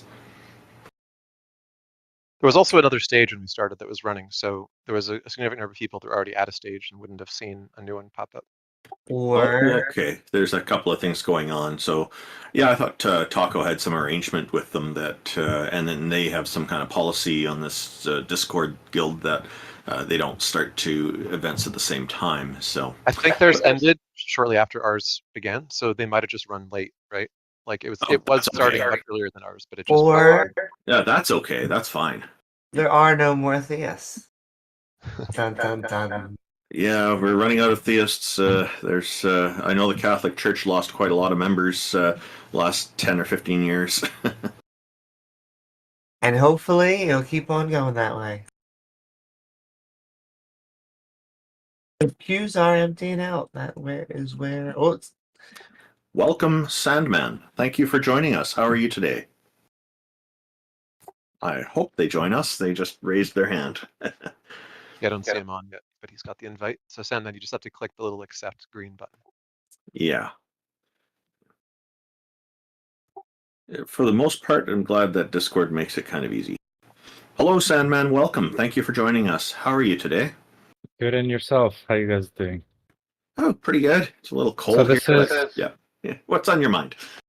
So this is an atheist chat, so to speak. Well, the hosts here, we're all atheists. Sometimes Jack Burton joins us, and he's a deist but he's mostly non-committal to philosophical stances. What about you? I'd identify as a Jungian, so to speak. Sorry, there's- as what? Sorry, as what? I didn't catch that. A Jungian, Carl Jung. a Young- Jungian. Jungian, yes. I'm And not So, sure. so there Is is that- significance in the Bible. Oh, okay, all right. So Christianity. All right. So, sorry, just give me a sec. I don't know why there's an echo. You might have YouTube running in the background. Okay, might be that. Okay, so you've spoken that the old religions, the ancient Greek religions, and even the old maybe Sumerian and Egyptian religions predate Christianity, and there's a crossover of ideas. That's not really a something that disproves the stories of the past, so to speak. And the stories, whether they're real or not, they don't necessarily have to be literal in order to have a vast impact. So Do they need to be accurate? Sorry? Do they need to They be don't, accurate? they don't even need to be accurate, because what they are is a living meme, as Richard Dawkins explains. He coined the term meme, which is something that's inherent in our DNA, so to speak. It's why beavers build dams. Did you say Um, loving meme or living meme? A meme, just a meme. Well, a You said- meme. Before the word meme, you said, is it loving or living? I probably said living. I can't And- remember. And the word meme was coined by Richard Dawkins within Selfish Gene. It very specifically means a specific one unit of culture, one idea. Yes, but it's passed through the DNA, right? From one organism to the next. Not through the DNA, it is analogous to the DNA. It is passed through speech and through communication, whether it's online, through posting an image, whether it's through social communication or just directly talking to each other. Imitated behavior, linguistic or But- but- otherwise, but- is but he memes. It has very- nothing to do he with ve- genetics. He Well, yeah, you're right in a way, but he very precisely uses the example of the beaver, of the beaver building dams, not of the beavers Sure. communicating in some way. But that it's a This- good idea so that they are able to say, hey, this is what we do. There may not be a specific gene that actually codes for beavers to do that. What he may be saying is that beavers actually pass it on via culture. Each beaver is teaching the parents to their children, are teaching them how to do it. Yes. But however, in experiments, we find you can displace a beaver, put it into a completely separate location without parents, without any nurturing, and it will still inherently build dams. But he is specifically saying that, so what that's called the extended phenotype. That's actually a different book, and he makes a reference to it. But the idea of the extended phenotype and the idea of memes are two different things. The extended phenotype, the phenotype is your body that is generated by your genotype, right? And your extended phenotype are all the things that you do to your environment to make it suitable for you, such as building shelters. But in the case of the meme, what he's saying is that there's kind of an analogy to the extended phenotype, but it's a much more extended one. What he's saying is that through cultural transmission, not through genetic things that you're going to be predisposed to at birth, you transmit behaviors that are completely different from your born behaviors, right? So they're not instinctual, they're purely cultural. And that's what he means by memes. Okay, I think you're misrepresenting what he said about the meme. I've read like literally almost all of Dawkins' books, and I'm pretty familiar with it. I Well, also recommend reading other authors who've written about it subsequently, like Susan Blackmore and Daniel Dennett. There's a lot of books on memetics, not just Dawkins, and his idea is pretty well understood to be the purely cultural transmission, even if it's based in or connected to some genetic predispositions, it's divorced from them at the point at which it becomes its own replicator. The essential concept of the meme is that it is a replication of behavior or information that is autonomous and survives outside of its host. And yet, the Dawkins himself describes it differently. He has no he actually can't explain why a beaver can build a dam.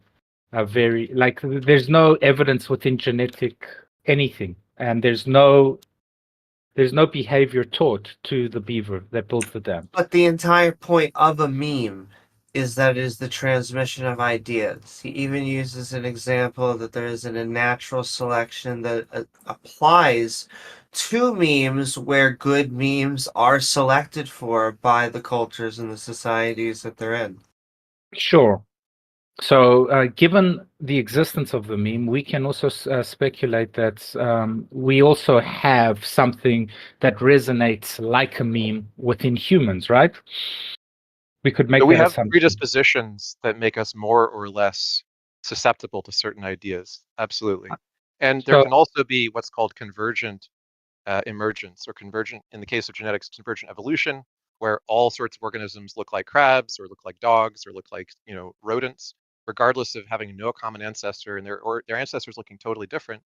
The same situation will provide a constraint which will force an organism to emerge with the same behavior, whether it be mimetic cultural adaptation or genetic physical adaptation.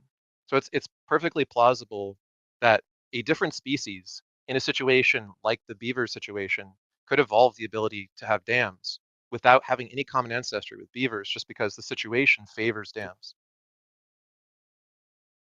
okay. So, how would you?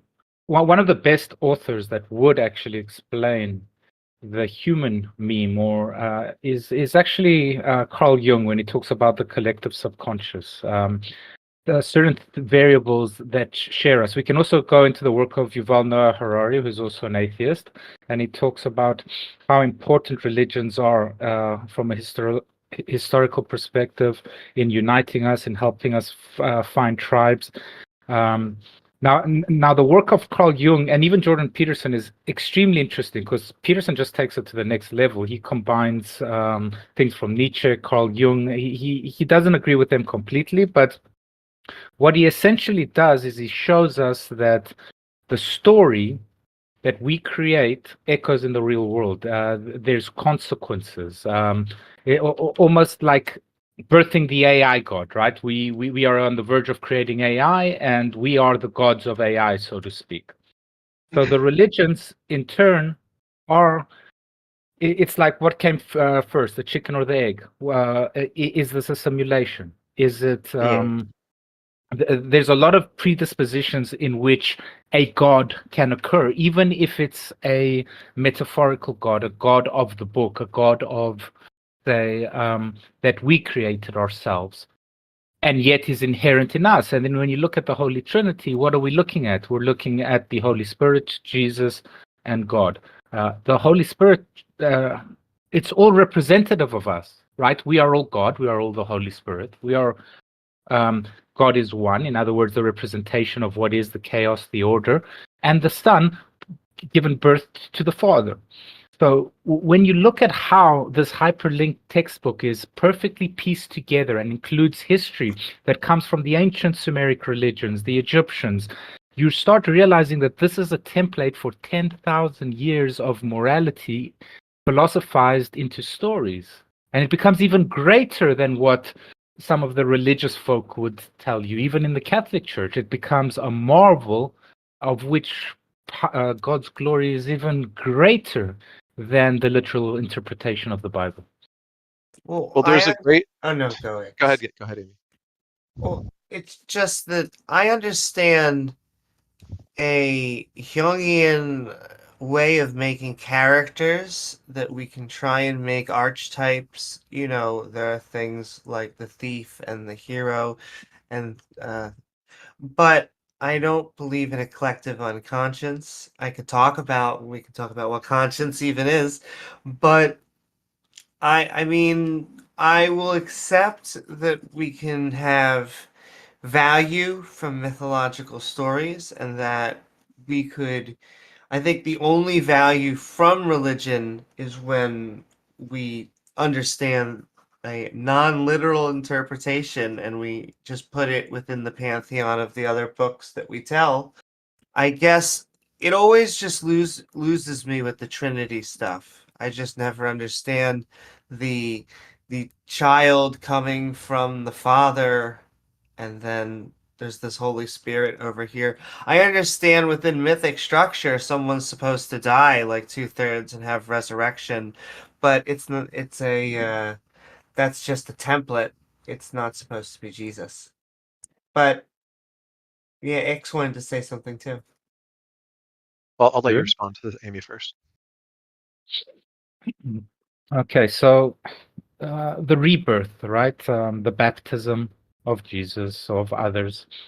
It's almost like a second chance. Are you going to get your life in order? So it's a template for the betterment of your life, and it's based on certain moralistic codes. Now, you could say Harry Potter is also a Jungian idea. Certain kids grow up thinking, okay, I want to be Harry Potter. Look what a nice kid he is. He's got his friends. They're living this dream world. And they might actually envision and fantasize and even have dreams about living the life of Harry Potter.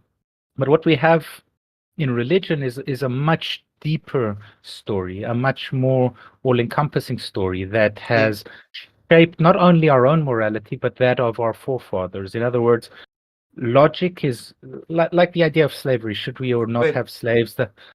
Oh my. Can I just stop you for a second? Because I was really going with you, and then you just took like a turn where it was like, because I would say the only value we're gonna get from it is if we understand that the Bible and Harry Potter have exactly equal value. Unless we're talking like a historical context, like clearly, there's 2,000 years of historical context, but like from just picking a book in the library, Bible, Harry Potter, basically the same. Well, why wouldn't they be any different? Well, they are absolutely different because without God, without the Bible, Harry Potter does not exist, first of all. Language How do you know would that? not exist the way you know it. When we talk about historical figures, like, say, one of the most influential people in history, like, say, Alexander the Great, who conquered most of the known world, he is less significant in impact to the human race than this idea of God that was followed by many, and his moral structure came to be what we know as the free world, as Western societies. It is Christian nations that abolished slavery, nobody else.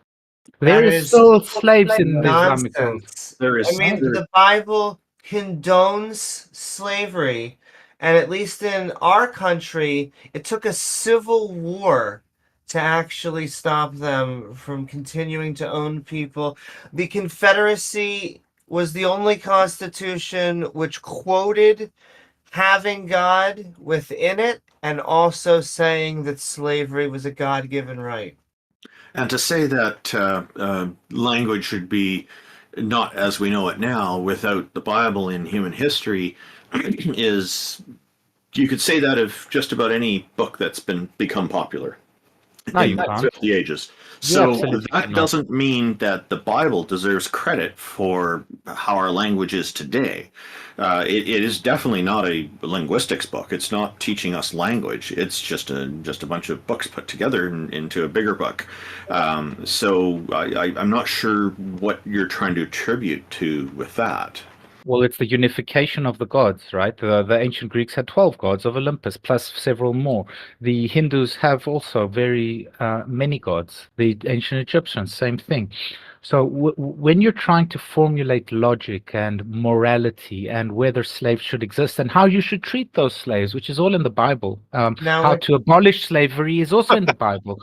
No, There's it's not in the ah, Bible, and Jesus didn't it come is. along and Well, you fix can't it. just correct my statement. There is a way to end your slavery or your servitude within the Bible. It Yeah, exists. move away The from the concept religious teachings exists. of slavery. Yeah.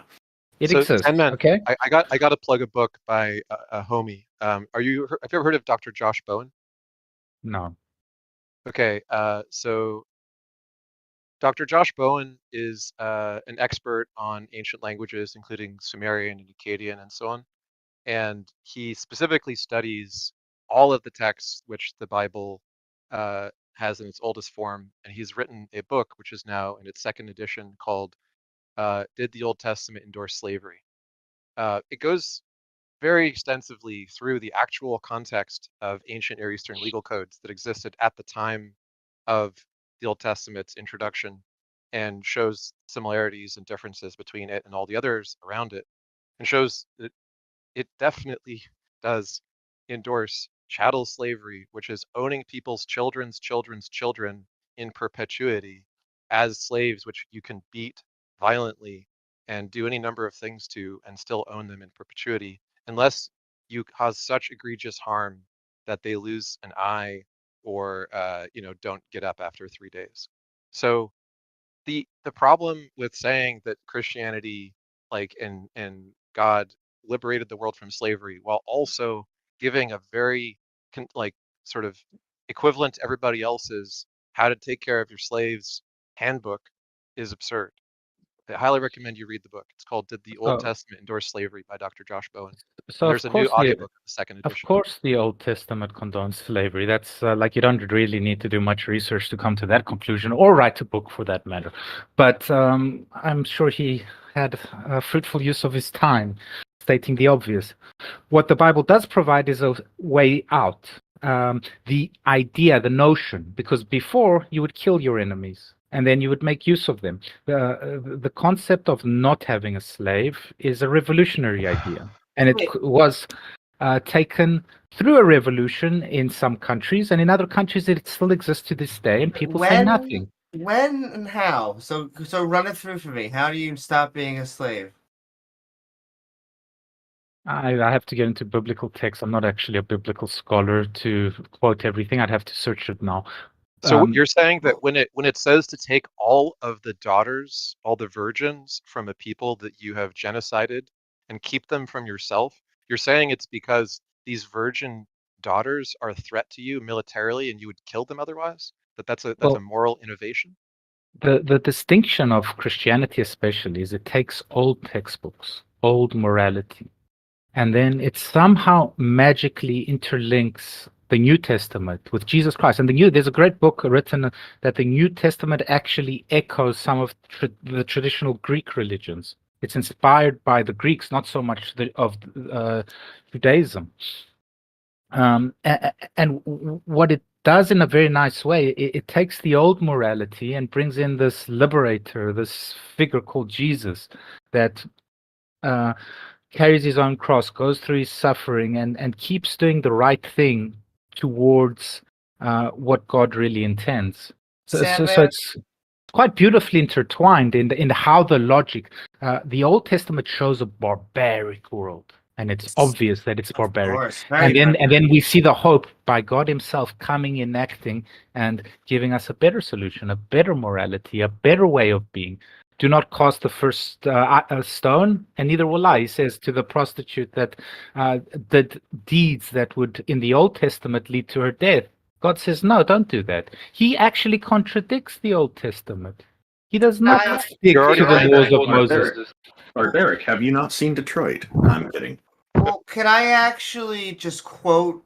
I think this is called the New Testament, right? Oh, yes, that's slaves. Obey your earthly masters with respect and fear and with sincerity of the heart, just as you would obey Christ. Obey them not only to win their favor when their eye is on you, but as slaves of Christ, doing the will of God from your heart. Serve wholeheartedly, as if you were serving the Lord, not people, because you know the Lord will reward each one of you whatever good they do, whether they are slave or free. That's so Okay. weird.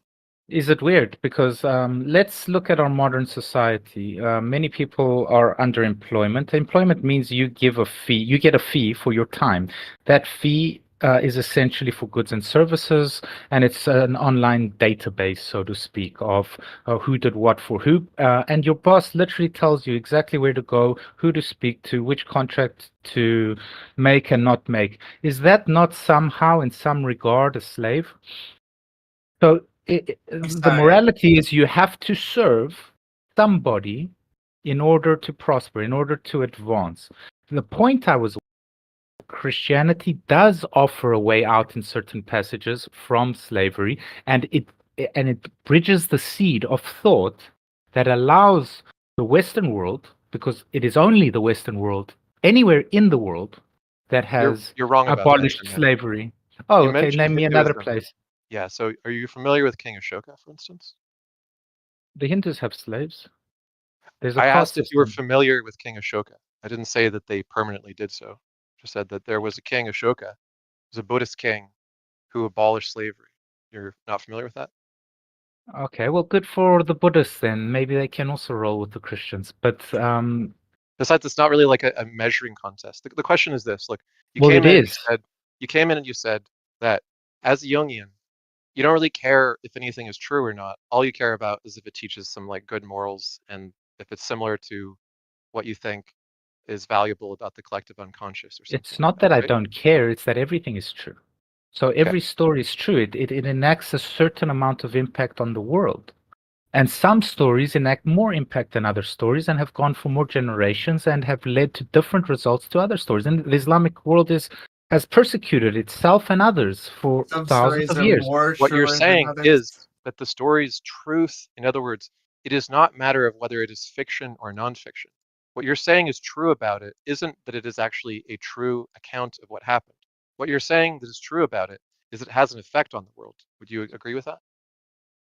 No, I would say it has more than an effect. There is truth to it. If I tell you Aesop's tale, the story of the hare and the tortoise, Yes. clearly that race never happened, right? However, the morality, what the hare represents and what the turtle represents, is very real contextually. These are real But that's things. not a true story. It's a moral of a story that can be ascertained from a false story, but it is fiction. So you keep admitting that it's fiction while like denying that you're admitting that it's fiction. It's fiction. And Now, whether or not we can derive morals from it is a separate question. So as to all these origins of the religion being derived from other religions and being historical evolution of text and literary synthesis, you don't disagree with that. In fact, you've presented evidence that you do agree with it. All you're saying is you think that there are good morals that can be found within many religions. not can be found. They have developed good morals. So like it's real, just like Okay, so the tortoise let and me the just hare is let me real. just get this clear. So you think it is the case that all the morals and religions are good? No, of course not. Islam makes huge mistakes. And if you had to compare Christianity to maybe a religion derived from a fellow alien race in another subculture, maybe they got it even better than us. All three But of them are very but similar. Like the Jews, the Christians, the Muslims, all of the Abrahamic religions, they all get it wrong in very weird ways. They all have miracles that do not happen, and they all plagiarize off each other. And so it's weird just to be like, oh, this one definitely got it right, and yet this other one. they're not similar at all. So they've all got the character of the hare and the tortoise, so to speak. However, the embodied values in the hare and the tortoise in each one of those religions and the conclusions they come to are disproportionately different one to the other. In fact, they're polar opposites. You Because could you call the Prophet Muhammad subjectively. You could call the Prophet Muhammad the Antichrist to Jesus. They are completely different characters. The one's a warlord, the other's a hippie. Like, you cannot make that statement. Only if you believe in one, because Jesus said that he came to bring a sword. And so, once again, he endorsed slavery. So, you just pick the parts that you like. They're just going to point to the prophet making peace in Medina. Don't you see? He brought these tribes together. He is Also, a peacemaker. You could do this No. all day with any religion. Well, Yeah, also you're because they're taking all it out wrong. of. Jesus encouraged people to think that the end of the world was nigh, and early Christians widely acted as though the world was about to end and were confused and shocked when it didn't and made up new Christologies and explanations for why the end didn't come, right? So it's not the case that Christianity is just this perfect set of beliefs. Christianity Nobody has said it many was problems. perfect. The question is this, Sandman. Do you believe that a supernatural being created the universe? Well, does it really matter what I believe? How, So you how? don't believe in God. You just Yes. believe that the morals of No, stories are valuable. no, but look, deep down, it doesn't matter if you're religious or not. Um, What? like you can have your stance, you can have your opinion, but deep down, every single person within their set of beliefs is an agnostic. Nobody truly knows, and if you claim you know, you're being naive. What did Socrates say? I am the smartest man in Athens, for I know nothing. Sandman, Uh, are you an agnostic as to whether every email scam that tells you to give $1 million to a prince in a foreign country is true? Or is it reasonable to suspend judgment on each of those? you make a calculated decision about everything, but even the apple Absolutely. on my table isn't certainly there. It could be like The question is, we if might be in a something is simulation. okay, look, if a claim is made on spurious evidence within a literary genre of fictional literature in its composition and derives from numerous sources, however enjoyable the tale is, whatever value or meaning I might derive from it, I shouldn't believe it's literally true on the evidence. And it's not justifiable to say that I'm actually withholding a judgment on the proposition of a piece of fiction being fiction, right? So, on your view, you don't believe in God, but you believe that the morals of religious stories are valuable to people, which is perfectly compatible with any other atheist who just likes religious wisdom literature for its inspirational content. And yet my conclusion is that God exists. Because of the dialectical argument I'm making. There's a great discussion. I'm sure you're a fan of the Four This is not an Horsemen. argument for God existing. You haven't made an argument for God existing. To So, do so that, you would have to present evidence that justifies the conclusion, which you haven't done. Dan Dennett has a great disagreement with Sam Harris over free will. Now, essentially, Dennett agrees with Sam Harris that free will does not exist. Yet he rages at Sam Harris. No, free will does exist, and he gives all these dialectical sort of sidesteps in order to disprove Sam Harris. Why does he do that, do you think? Because I they're don't know why you're competitive. changing the subject from giving evidence that God actually exists. No, because there is a consequence of free will not existing, of the perception of free will not existing, of not being accountable to anyone or anything, of just doing as you please without an ingrained collective subconscious of what is morally right and wrong. The atheists of today are they cannot find coherent moral values. These days, we don't know what sex we are, if we're male or female. Like the letter of reason disappears when you don't have a template that is greater than each human. But Sandman, we've always had definitions of gender. For example, they believe this god is a he, but it doesn't have XY chromosomes. It doesn't have male genitalia. And so, what we're just trying to push for is actually only the good stuff that you've been like the Jungian. I think Jungian, and then even more something like a Joseph, a hero's journey that we can actually push that you're seeing in Marvel and DC, a replacement, an alternative to religion, because the only real players on the game for morality are the skeptics, are the agnostics, the atheists, the people that go away from these theistic moralities, which ultimately always end up being a mafia boss mentality, which is I created you, I have the biggest weapon, and I could take you out. Yes.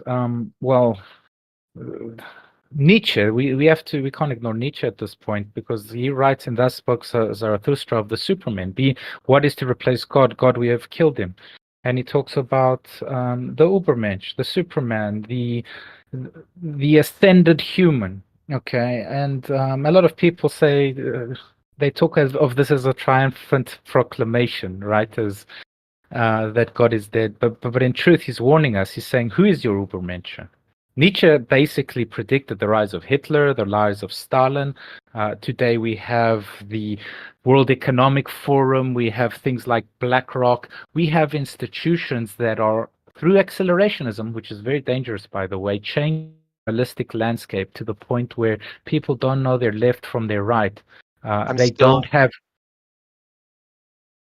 Sorry? sorry. I'm still waiting for you to present evidence that God exists. All you're talking about is reasons why you don't like secular morality. God exists because everything we've talked about is God. It's just a metaphor for your lived experience. Everything is God. So then you It's don't the order. believe in a supernatural creator of the universe. You believe in a metaphor for your lived experience, which I accused you of earlier, and you just confirmed it. Well, how can you make that claim? Maybe we're in a simulation. Maybe we do have a creator. Maybe an alien came down. Maybe there is a person that created us. Like, And maybe we who am should I? believe things only when we have justification for the belief. Indeed. But my whole argument was we don't need justification. It's irrelevant to the morality of the story. What? It seems like it's immoral to believe things that you don't have justification for the belief. I Seems think like I that took violates the ethics of belief with warrant. And if you I do took things without warrant, then you're essentially not just morally culpable because you don't seem to understand the problem with what you're doing. You're morally reckless, which is to say you're confused as to how dangerous what you're doing is. You're believing things without reason, and you don't even understand the harm that that can cause. I'm giving you the reason, the procurement of our ethics. Again, Yuval Noah Harari describes how we ended up an atheist, by the way, and one of the most acclaimed historians has Logic, written reason. how. Huh? Logic, reason. Yeah, well, he talks about how we get along in large numbers and the importance of religion, and he dabbles on into AI and how that's going to replace it. And I'm like, oh my God, this guy's calling for Terminator 2 and the Matrix to fall upon us. But nevertheless, he can still acknowledge how we got to the world wars. And you can only have a world war if large amounts of people actually get along. Before the world wars, before these big events, these big cataclysmic events, we had little wars. We had families killing each other. We had tribes killing each other. We had jealousy. We to larger degrees. This So there fictive is a kinship is a very valuable thing, and it has come from many different sources, including civic responsibility and caring for one's fellows, right? The question is, why should we believe that a supernatural being exists? You haven't presented any evidence. And when asked to do that, you just said, why not, right? All you record. cited is you like the stories that talk about it existing because of their moral, like, and instructive value. And that's just not an argument for them being literally true. Nothing you've said has justified believing anything is literally true. You even Do you began by believe? saying that it didn't matter to you if it was literally true. Do you believe in Western law? In Western law, Sorry, believe in the law? Yeah. I Do you follow the believe law. it? I don't Also, believe it. I question it sometimes. I even have fought back against it and been successful as part of a campaign to change it on a few occasions. and that comes from Rome. That doesn't come from Christianity. That comes from things much older and existed way before Jesus. But with religion, there is no option to do that with the religious doctrine, which is probably part of the reason why people just say, oh, let's avoid this and just start a new religion. Yeah, but law is just a collection of stories and precedents, right? No, law is not a So collection of stories. It's rules. no, it's not. It's precedent. The fact that In you Ohio. won the fact that you won a court case in a legal system means that it may have impacted the law of the so writings. you're confusing genres. Like history and legal precedent are not equivalent to fiction and like Aesop's fables, etiology, just so stories. They're both building on one another. The difference is one of them is based on consequences for actual people, and the other is based on metaphors, which might inspire actions in people, but don't really have any grounding in reality. And also, it's important to note that a lot of law isn't from precedents being set. Yes, there is precedent setting laws, but most of the laws that we have in Canada, for example, are not from precedents. They're from laws actually being made, just because they needed to be made. I don't know. There's a lot written. There's a great JSTOR journal about the history of Christianity and law relations and how they way of defense. Your audio's breaking up. We can't hear you. While you fix that, I'm just going to say that the whole reason that human societies create laws is that whatever the religious rules are didn't suffice. We needed to do better than that. We needed to make changes to what was there because the religious ideals are oftentimes out of date. So we need something more modern that's going to serve the current society because the religious doctrine can't be changed. So we can't change that. We might as well make new laws.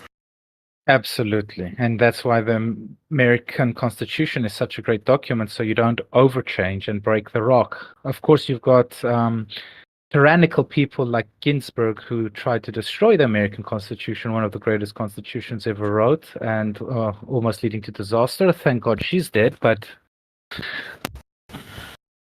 Well, that was a degenerate thing to say, but you know.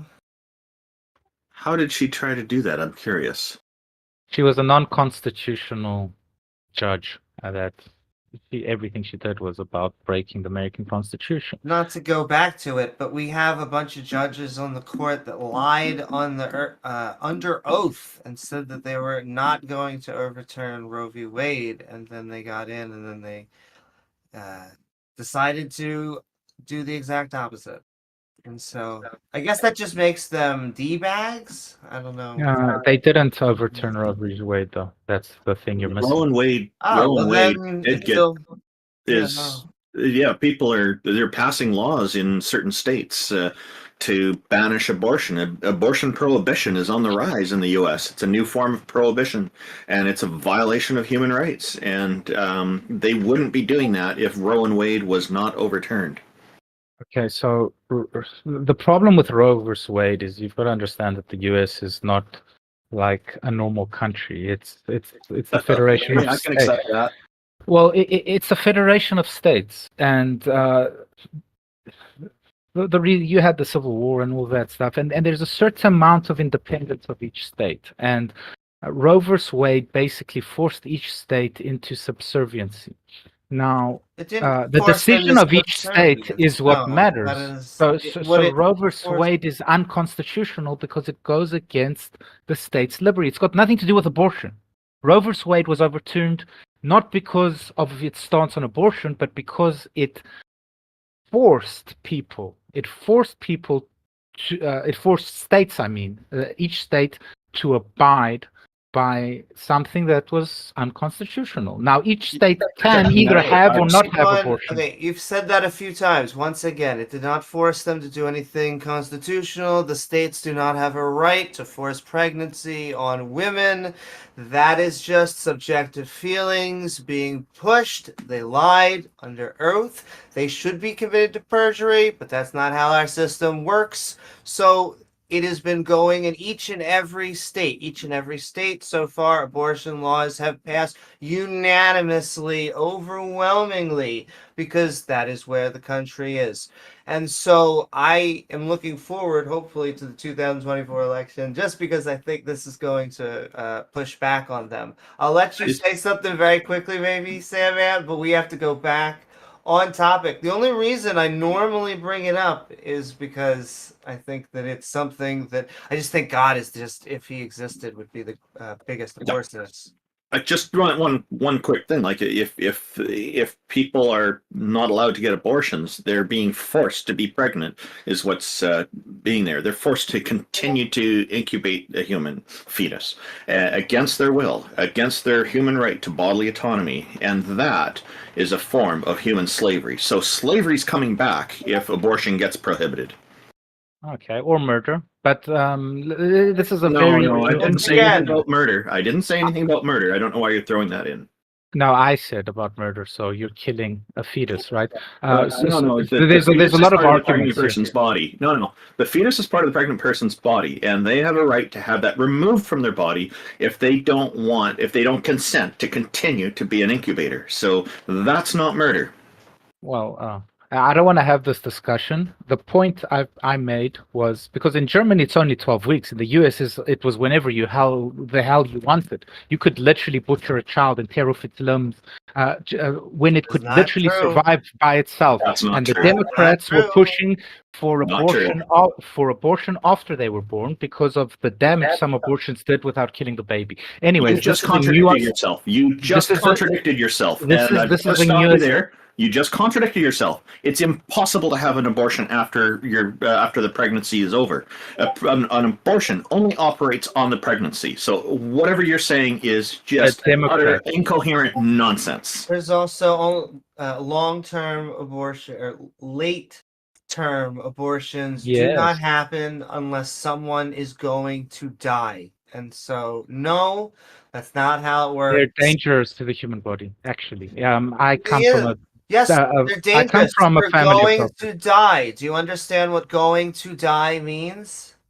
An abortion is not a good medical procedure to avoid death in any way. It's actually very harmful to the human body. No, there are not what you would do. No, once again, you would not prioritize killing a baby to save a person's life. That is fake news, false information. So you're saying you're uneducated. You're talking to a healthcare professional. You're talking to a healthcare professional.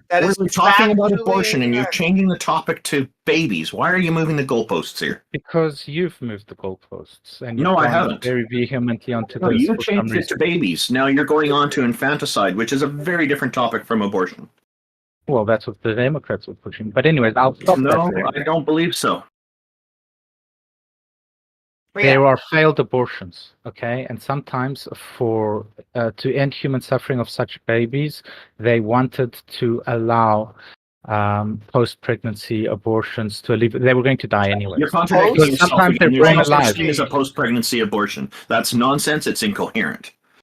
It doesn't well, that's what the Democrats were trying to push. That's they were trying to incoherent. push death up to like age 4 or 5. I'm pretty sure that's what the law said. No. Why don't we just let him return to the topic he originally brought up, which is let's do that. Yes, thinks that God exists, but he thinks that God doesn't literally exist. And I asked him to present any evidence that God actually exists, not just as the metaphorical, inspirational character in a story that he thinks is valuable. And his answer so far was, well, like a lot of people believe in stuff, the collective unconscious, and why not? Okay, so I'm just going to leave you because you've got obviously lots of viewers, and there's at least one person that wants to get on here. So I'll leave you with this. I'll leave you by a quote from Spinoza, and you can talk about maybe Spinoza's God. God is one of infinite substance who possesses an infinite number of attributes, each expressing an eternal aspect of his or her nature. So like God is all around you. It's everything you define as not being God, every little miracle, every sunset, just watching the moon, the stars, the wind, and the beautiful seas. Like God is everywhere, and it's just a metaphor for existence. Have a good day. Thanks for coming on. So God is a metaphor. Yeah, thank you for that conversation. It was a bit heated, but there's no ill will here, just so everybody knows. We do welcome heated conversations as well, although we do generally prefer conversations that are a little more civilized. And most of that conversation was quite civilized, I think. By the way, can we get Walker up here as well? He's been in the audience for a while. Yeah, Duke was in line first, so I'm going to bring Duke up first. Well, Walker could join our panel. I don't know if you remember, but Walker's a former member of the Clergy Project, the evangelical. Hello, Duke. How are you? Okay, I'll send you a message offline. Hello, Duke. Welcome. Thank you for joining us. Yeah, you guys can hear me all right? Yes, sir. Your voice is coming through nice and clear. What's on your mind today? Well, I wanted to talk about idealism and emergent properties. And I'm pretty new to idealism, so I don't know if this is like a straw man or anything like that. Are you trying to argue for a god or against it, or against it? Yeah, it's Against actually a question for T-Jump, actually. T-Jump's not at the microphone right now, but we can talk about it. It's fine. Okay, so I guess you're what an I was atheist going to then. say is it seems like the argument from idealists is that the mind or the consciousness can't be produced by material because like you can't get a thought from from an atom or and you can only get I think the materialist argument is that through emergent properties you can get consciousness. Can I actually make a comment? Which would be, I am very anti idealism because I very much believe, and I think all of the evidence points to thoughts being emergent of a conscious mind coming from a brain. And I think that the only separation that we have is that the systems are hierarched under the body. And so, while they have dualists may have some sort of separation or even something extra, I believe there's only, if we were to create the parts necessary, we should be able to create other conscious beings, just like there are now. Right, and with idealism, the argument is that consciousness, by definition, is not material. So you can never get consciousness through material means, even if you have some sort of Sure. emergent properties. Like you can have Whether we should emergent accept their properties of definition or not is the question, though, right? So, right. like, neuroscientists generally don't accept the idealist definition of consciousness, right? And the whole idea of qualia smuggles in a lot of like poorly justified claims about privacy, for instance, when we can already deduce the content of people's inner thoughts with MRI, fMRI, and EEG combined signal data. It's like 80-ish% accuracy of the words you're thinking in your head silently to yourself as you think them. We can do the same with your visual field. So most of the claims that have been made about consciousness being in a sort of mystical Platonic theater of the mind Cartesian theater of the mind, they don't really work anymore. And so the other claim is that there's no explanation for how consciousness can arise from matter.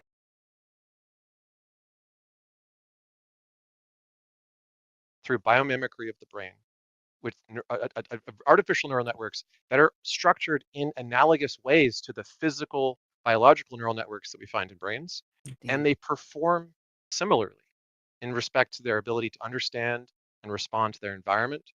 And what we think consciousness is, by almost everyone's definition, includes some notion of sense experience and awareness of being conscious. That's like what the word means to almost every definition of it. So the idealist definition of consciousness probably should not be accepted, but the idealist definition of consciousness includes the things like being aware of your environment and responsive to it, which are explained by physical neuroscience. So what is it that idealists can point to which can't be explained, which anyone else should accept, and not just something that they make up in their heads? Yeah, it's another thing is I want to bring up is obviously consciousness or self-awareness is not the only way to determine consciousness, even by their own standards, because I think you and I are conscious without experiencing our thoughts. Well, can I tell you? I'll give my once anecdote that I say once a podcast because I feel like they never take consciousness seriously as a medical term until their consciousness is messed up. And so when we're dealing with consciousness, someone either losing it or having it, there are very clear, defined medical terms of alertness. And we have tests to tell whether someone is conscious or not. And so it just makes it, I don't know, makes it very odd for me that they want to add either some sort of supernatural force or some sort of secret force, some ghost in the machine. Right, which is why, to me, it kind of, I want to be careful not to like strawman the worldview, but it kind of seems kind of incoherent.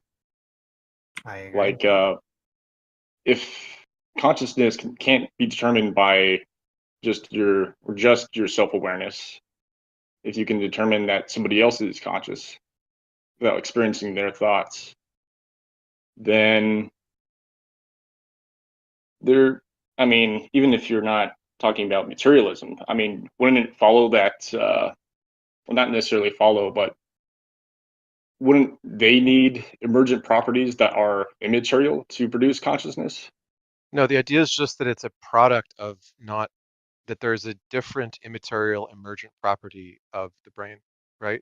So, look, if I arrange neurons such that in response to the stimuli of their environment, they form a coherent model of that environment, which can predict that environment in its future state and predict what the consequences of any actions they take upon the environment will be, and then select the kind of intention for the environment that the organism finds favorable, and then enacts that. We would call that an agent generally, right?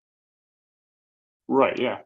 Now, if the agent is artificial or biological, uh, doesn't seem to make any difference to any of the things I just described. And the arrangement of the neurons can be almost the same, which is to say you could have biological brain neurons in the same number of layers as the neocortex. In the artificial version with the same number of layers, the artificial neurons and the biological neurons can perform almost identically in their inputs and outputs.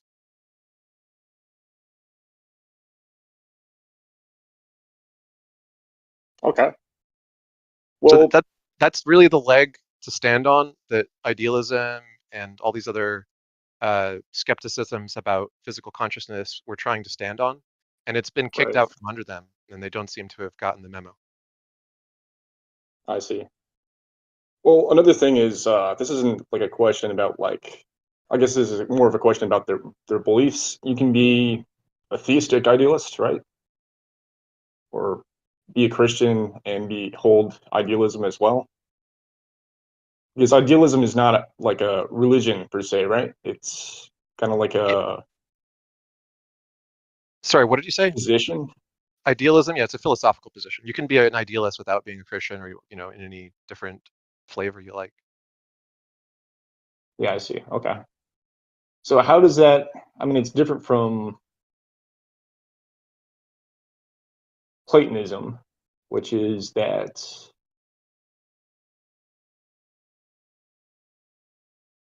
trying to describe it. That what the laws of logic are actual uh, like objects, kind of like that. Yeah, like you want to find a Christian idealist to read, check out George Berkeley, Fichte, Schelling, Hegel, and Whitehead, all well-known Christian idealists. I Um, see. Okay. in a form. I mean, some of their idealisms vary quite a lot. This is the problem with idealism, right? Is because it's so unclear what they actually mean, and because it's so sort of made up on the spot how they explain and justify it.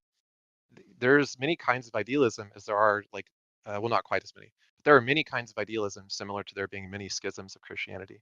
I think nothing can compete with the number of schisms of Christianity, but idealism is doing its best to try. I see. All right. Well, thanks for the info. Yeah, thanks for coming on. Thank you, Duke. Thank you very much. Walker, welcome. Thank you for joining us. How are you today? I'm all right. I was highly frustrated. I wanted to talk to the Sandman dude. Oh, is it let me guess, about Dr. Jordan Peterson?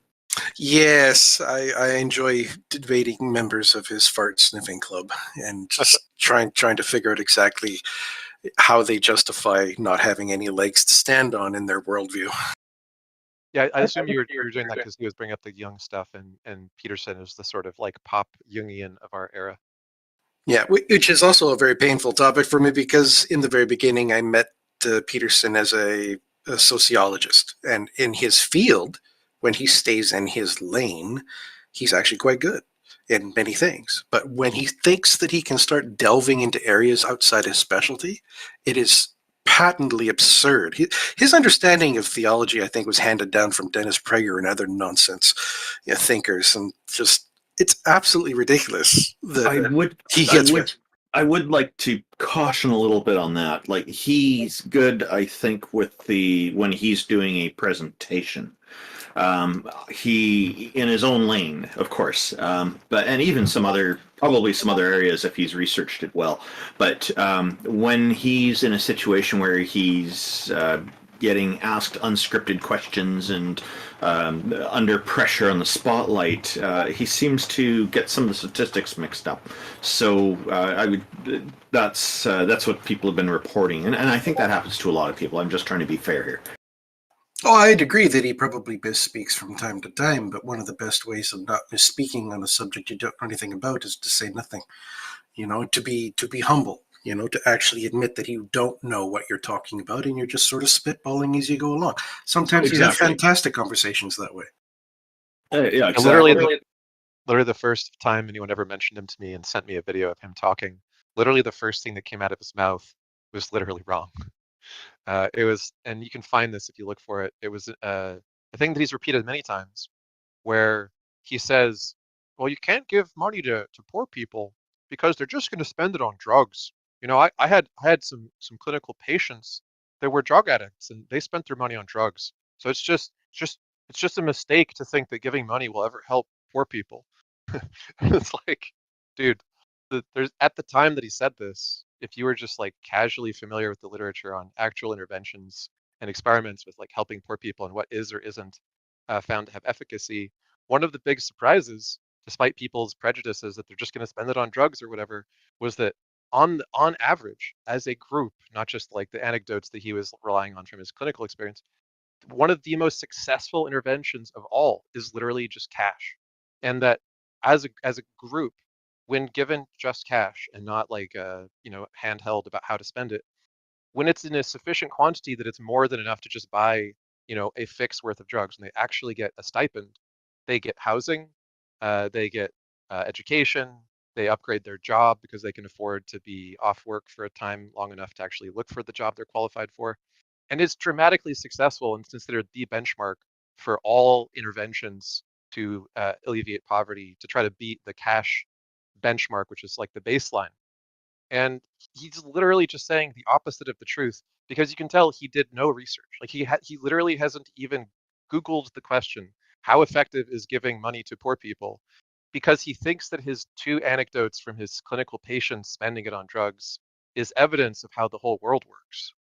It's pretty embarrassing that he's willing to just kind of spitball answers to things that are so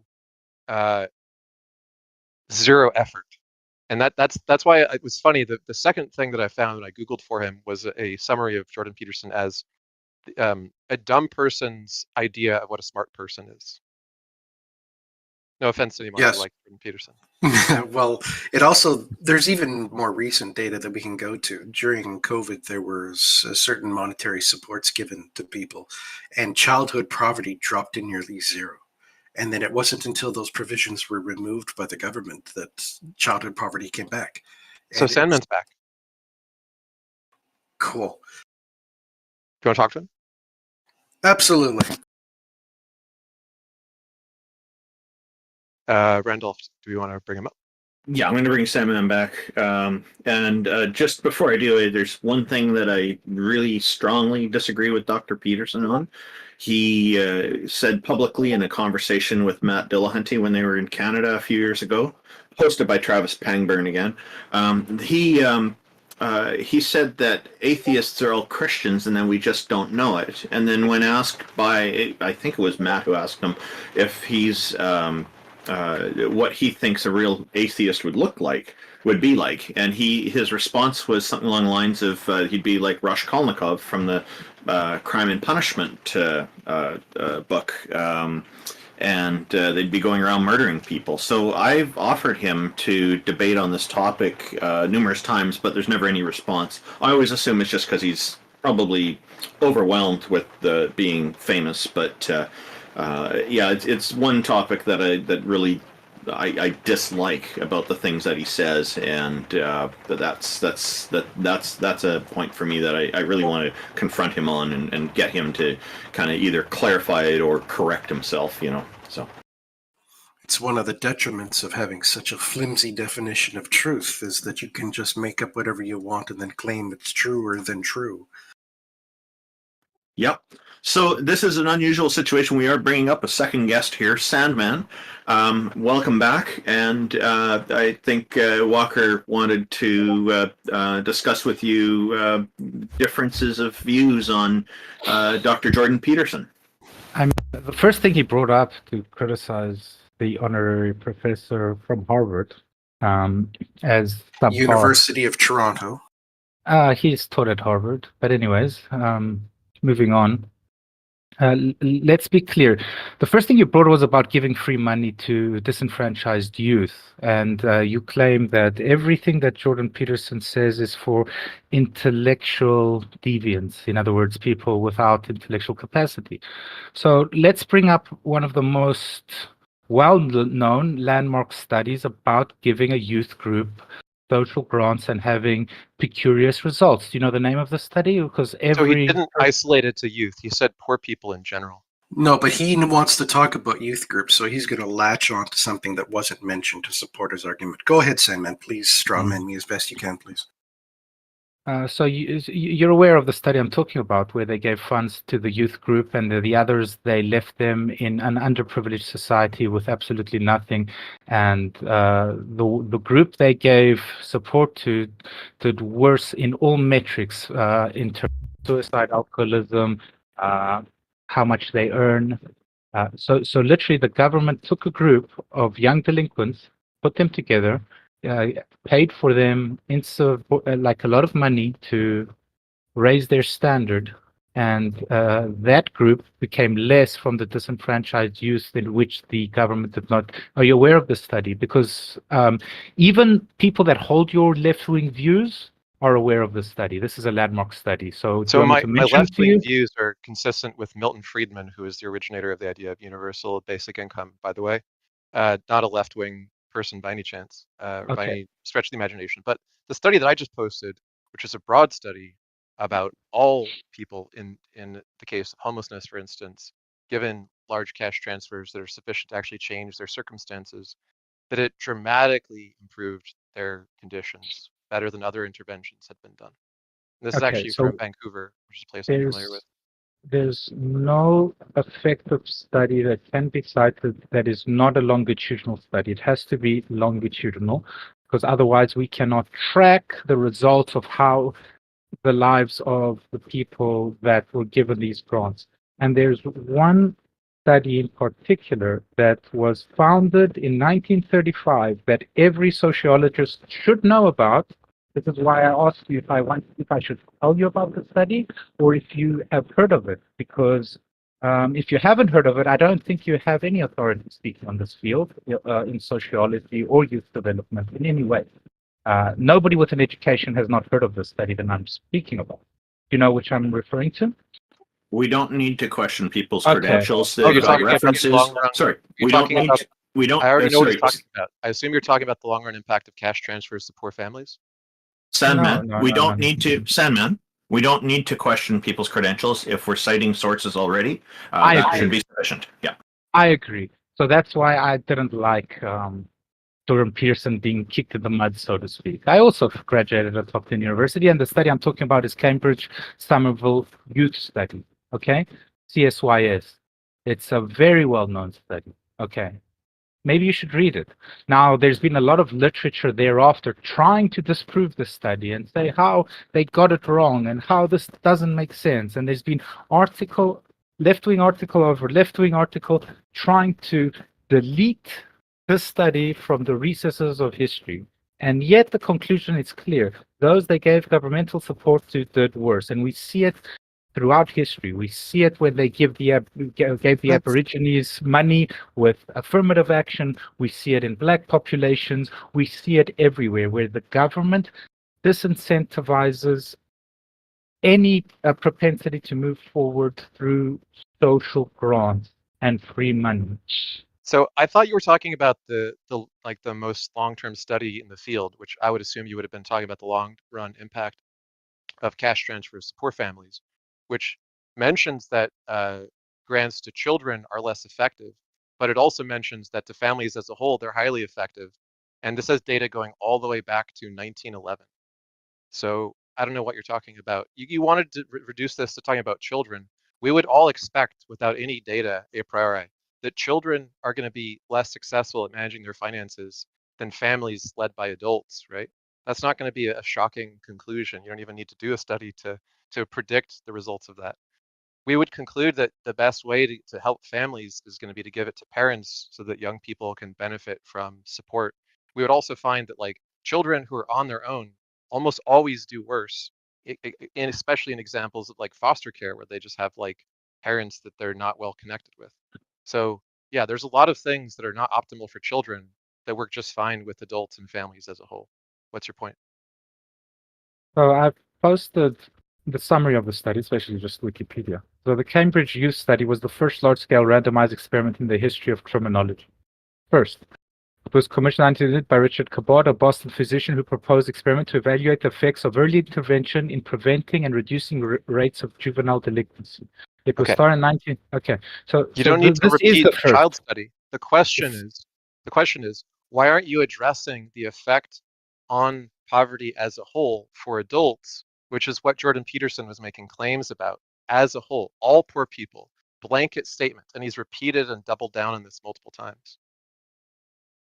You're trying to make a case that he's not making or defend a position he doesn't take. He thinks all poor people are worse off if you give them money, which is just the opposite of the truth. And the vast majority of data, when we give supplemental programs, when we have things like food stamps, when we give health insurance, when we give cash if they are in a disability, all of these things, they help society and they are an overall net good.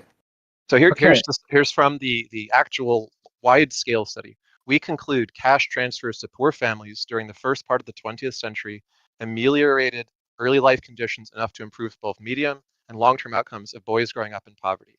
While conditions today differ significantly from those at the beginning of the 20th century, which causes us to be cautious at drawing conclusions, it is still the case that historical evidence constitutes the best available means to assess the impact of cash transfers across life course, right? So For you're how just long? wrong. No, wait. How long was the study undertaken? What were the dates? Do you know? It's using data all the way back to 1911. It says, we Okay. estimate the long-run impact and cash transfer to poor families on children's longevity, educational attainment, nutritional status, and income in adulthood. To do so, we collected individual-level administrative records of applicants to the Mother's Pension Program, the first program, government-sponsored welfare program in the U.S., 1911 to 1935. Matched them to census, World War II, and death records. Male children of accepted applicants lived 1 year longer than those of rejected mothers. They also obtained 1/3 more years of schooling and were less likely to be underweight and had higher income in adulthood than children of rejected mothers. In other Did you words, say all pension? all the children who received whose mothers received welfare between 1911 and 1935 did better in all the metrics they looked at. Okay, but you said pension, right? Yes, it was literally the first welfare program in the United States. Pension isn't a welfare program. What are you arguing? It's a semantic label. They earned that money. They were government employees. Look, if we look at the Cambridge Somerville Youth Study, it's a study of 506 boys. Okay, What you're arguing about is literally meaningless. You're just no. arguing about whether they Well, earned you can't cite some information and then say the other studies are it. meaningless. It was not whether they earned it. It was a needs-based program. Needs-based. They used the word pension because the word welfare didn't really exist yet, because it was the first such program in the US's history. The point is, look, you're defending a point that Peterson didn't make, which is irrelevant, which is just that like children do worse with money than adults. We would expect that. Their brains are not fully developed. They have like problems with risk taking and judgment that don't really go away until they're in their mid-20s. We know that. What we have found, though, is that when you give money to adults, it's overwhelmingly successful, and it's the most successful intervention compared to most interventions, and it's the benchmark for other interventions to beat. Okay, so if we look into the Heathen Hangout chat, you will see here the basically hierarchy of evidence. Systematic reviews is top, number 2 is randomized control trials. If we go then again to the Cambridge Youth Study, this is a longitudinal study of 506 boys, 5 to 13-year-olds who lived in youth facilities in eastern Massachusetts, were selected and matched carefully into either treatment group or control group.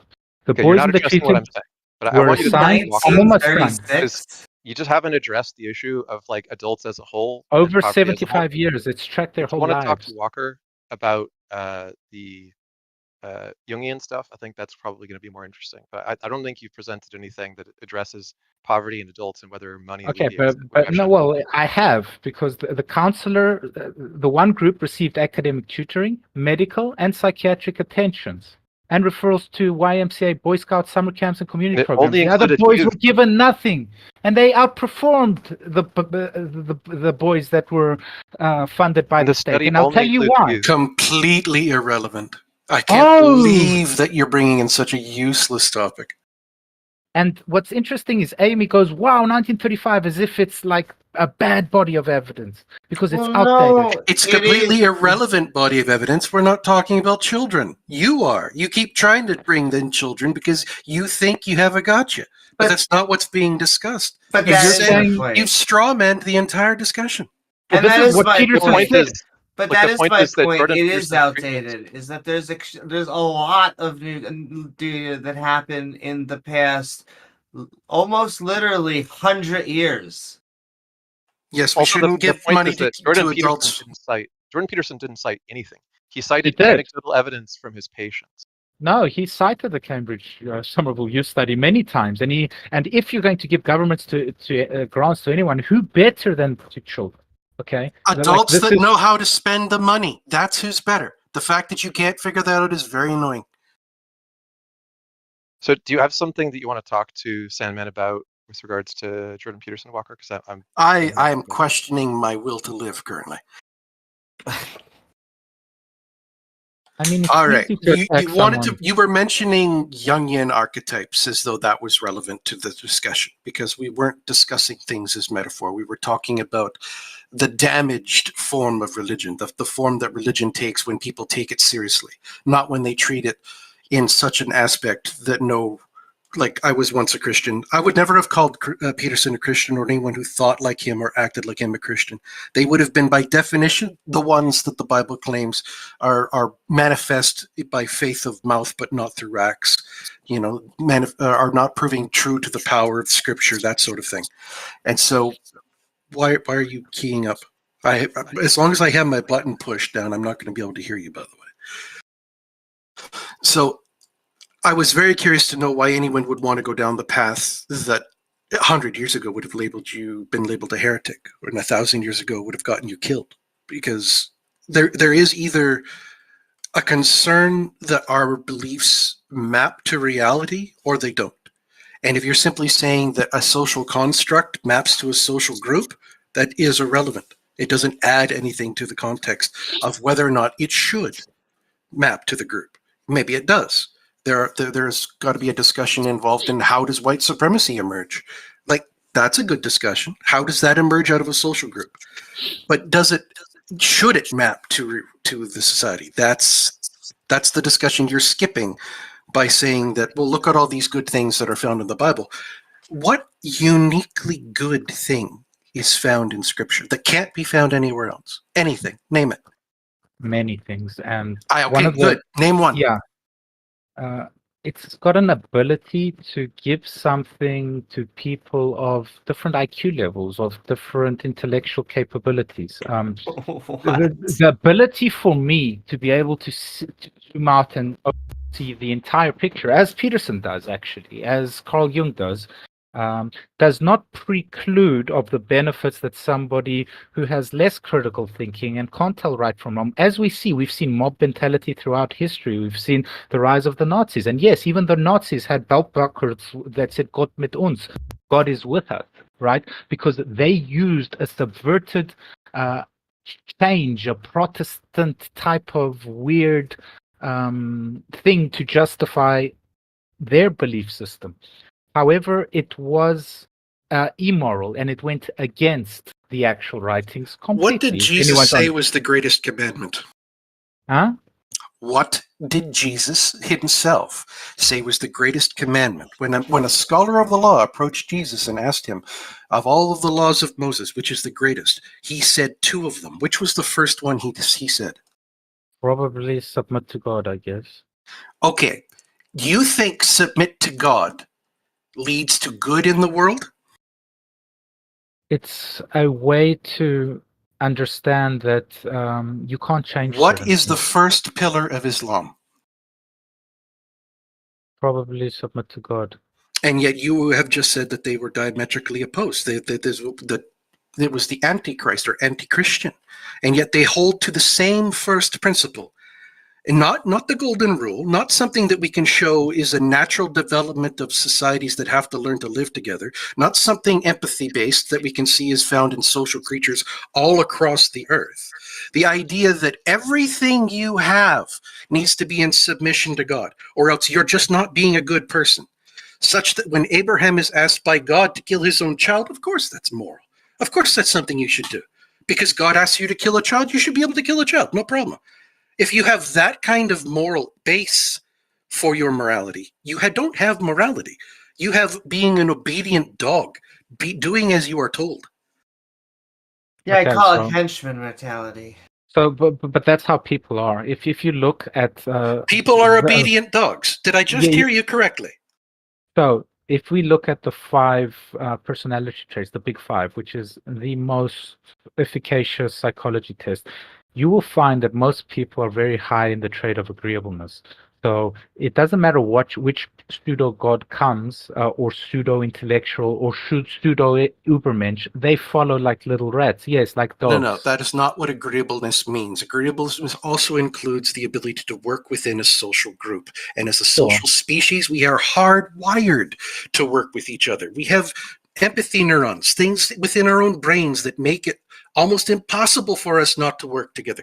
There has to be something wrong with you if you don't work well with those around you, which is how we define many mental illnesses, the inability to cooperate in a society.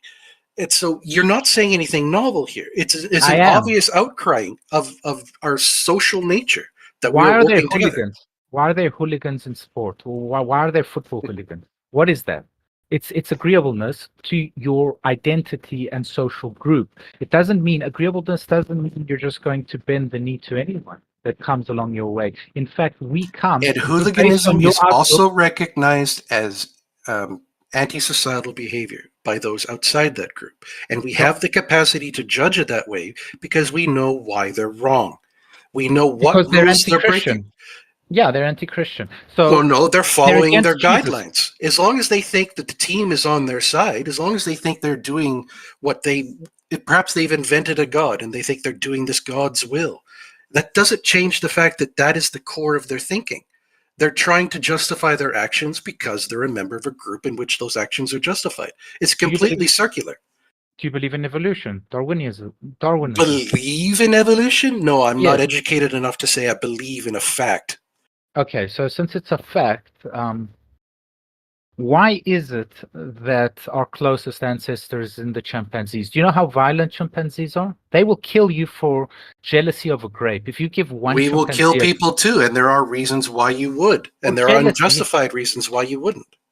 Well, we are animals at our core sense, are we not? Based on Darwinism, yes or no?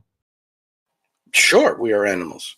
Okay, so if we are animals and we share the same type of core morality without this collective subconscious, without this greater order of learning, and What do you mean core morality? Don't use vague lingo. I specifically mentioned to you that we are an empathetic species because that is a necessary fundamental part of our survival, and that we have empathy neurons within our brains. We physically feel the pain of seeing someone else in pain. And when we don't, we label that behavior as deviant. We label that behavior as someone having something wrong with them.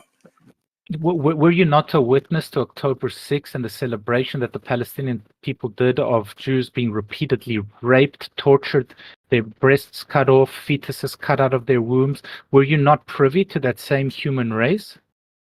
It sounds very religious to me. It sounds very Abrahamic to me. I don't see why I should be expecting anything less from such a debased moral position in the first place. It's also why we shouldn't look down on other apes, because we're always like, those stupid other animals not acting so sophisticated like us going to war. Well, this is why we went through colonialism, to civilize the other, so to speak. Colonialism was barbaric. Oh, that's the entire point. Is that if you've got a society that at its base core has something like Dunbar's number built into our psychology, where we maintain intimate connections with anywhere between 100 and 150 people. But then because our ancestors didn't really get into troops that were much bigger than that, we didn't learn how to expand that beyond the borders of our tribe. But it was not impossible for us to adopt greater and greater communities into our families, and to make our tribes grow and grow until finally it became a clan, and then finally it becomes a town or a community, and then that grows to a country. Because once you identify the key component, the act of empathy, the act of all for one and one for all, this kind of thing where I respect my life, and it is a fundamentally good thing for me to extend that concept to you. Because if you defend my life and I defend your life, we treat each other with that kind of equality, then our society flourishes. And we get more done by combining our efforts than we would ever independently. It's fundamentally part of why we are here, is that we learned how to work together. Okay, so the first great city of the Greeks, not the first, but the one that's known as the Golden Era, let's call it Athens, right? The Athenians. What is their city named after? One of their deities, I assume. Yes, Athena, the god of wisdom. It was almost named after Apollo. I mean, after Poseidon, actually. She won a certain moral victory through mythological stories. Very appealing. What are you getting at? Well, that's the root of democracy, is it not? A theological happenstance of a deity. They may have been the first ones to have attempted to establish the democracy, but the ideals of democracy come from an understanding of how you derive life, liberty, and the pursuit of happiness from the individual outward.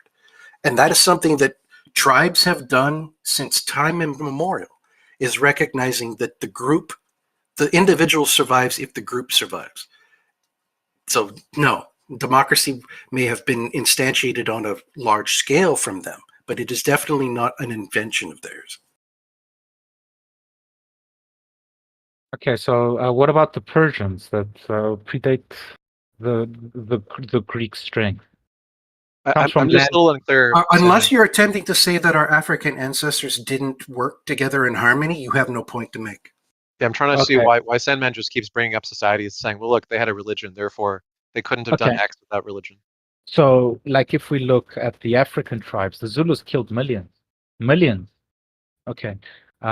you've got to understand that our natural state is not peace and agreeableness. It is war, killing. If you're a great farmer, or you have certain skills, it is not you who will be the flag bearer of the land. It is the warrior. Okay, and then Our natural state is to live in small collectives to the success of the collective, thereby bringing success to the individual. That is our natural state. It is not one of war. War comes in when you start having problems breaching Dunbar's number, where you have cliques form, where you have factions form, because you don't maintain that that intimate personal connection with your 150 closest connections. That's where the conflict begins. And that's where the discussion needs to start to occur. And well, how do you engage in politics? How do you engage in the societal application of ethics? That's something I wanted to mention before, because you mentioned how something about politics, you didn't define it very well. Politics is the public application of your individual ethics. That's why you can have a political party affiliation, because you think this party aligns more with how you feel. And someone else can have a different political party because that aligns more with how they feel. But once you start removing the feeling from it, what are the ethics at the core of those political parties? What epistemology did you use to arrive the facts that then drive those ethics? There's a huge discussion to be had here about whether or not the politics should be even the level of analysis that we're having. Perhaps we should be. I don't believe in America. I know America exists. What do you think believe means? Could you define your terms that you use, please? If America was obliterated... No. Please define what you think these words you're using mean. Don't pull a Peterson on me. Actually commit to definitions. Are you for or against America? What do you think belief means? What does America spend most of its taxpayer dollars on?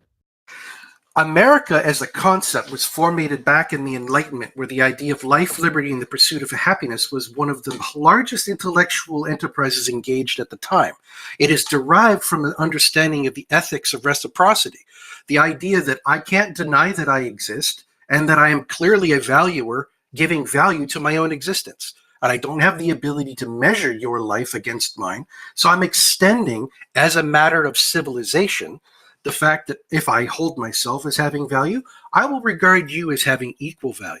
And I will not impact your capacity to spend your life, and you will not spend your life impacting my ability to spend my life. And that is how we'll define liberty, and why we should have maximal liberty, because we don't hold a limit to our own lives. And so who gave you your liberty? It is an agreement between the two of us that if I value my life, I get to spend that life how I wish. And if you value your life, you get to spend your life how you wish. And the only conflict, and so the only conflict that's going to occur is when one of us devalues the liberty or the life of the other. That's where the conflict's going to. No, I'm not missing the point. There is no America that matters. There's no America without George Washington. There's no America with the Great Revolutionary War. There's no great America without the military. America ceases to exist. It's a nothing burger without... The Enlightenment values are what established America, and it is a sad, sad state of affairs that those days are long gone. And that the America that is in existence nowadays would be an embarrassment to the values of the Enlightenment.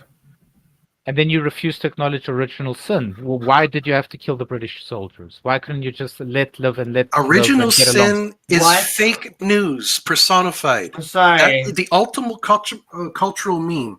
You know, that, hey, you've got something wrong with you that's wrong with you from day one, and it was passed down to you from... Yeah, I'm sure you think it's a metaphor. And there are people that would have killed you 1,000 years ago for daring to say that. And yet we live in a world that was formed by those same people. So you don't get the right to just declare it a metaphor when people are attempting to put it into actual practice today. That is intellectually vapid. I'm sorry, but my patriotism is now acting up. But the reason that we killed those soldiers when they came onto our land is because we decided we were not going to have a king or a queen anymore. And it is also recognized under law that if someone has decided they are going to kill you, it is not you doing something wrong to defend yourself. What was like the actual topic? He was talking about Jungian archetypes and Jordan Peterson and stuff like that, and we were trying to establish why he has no concept of reality. He also said, why couldn't we just be really nice to the British soldiers?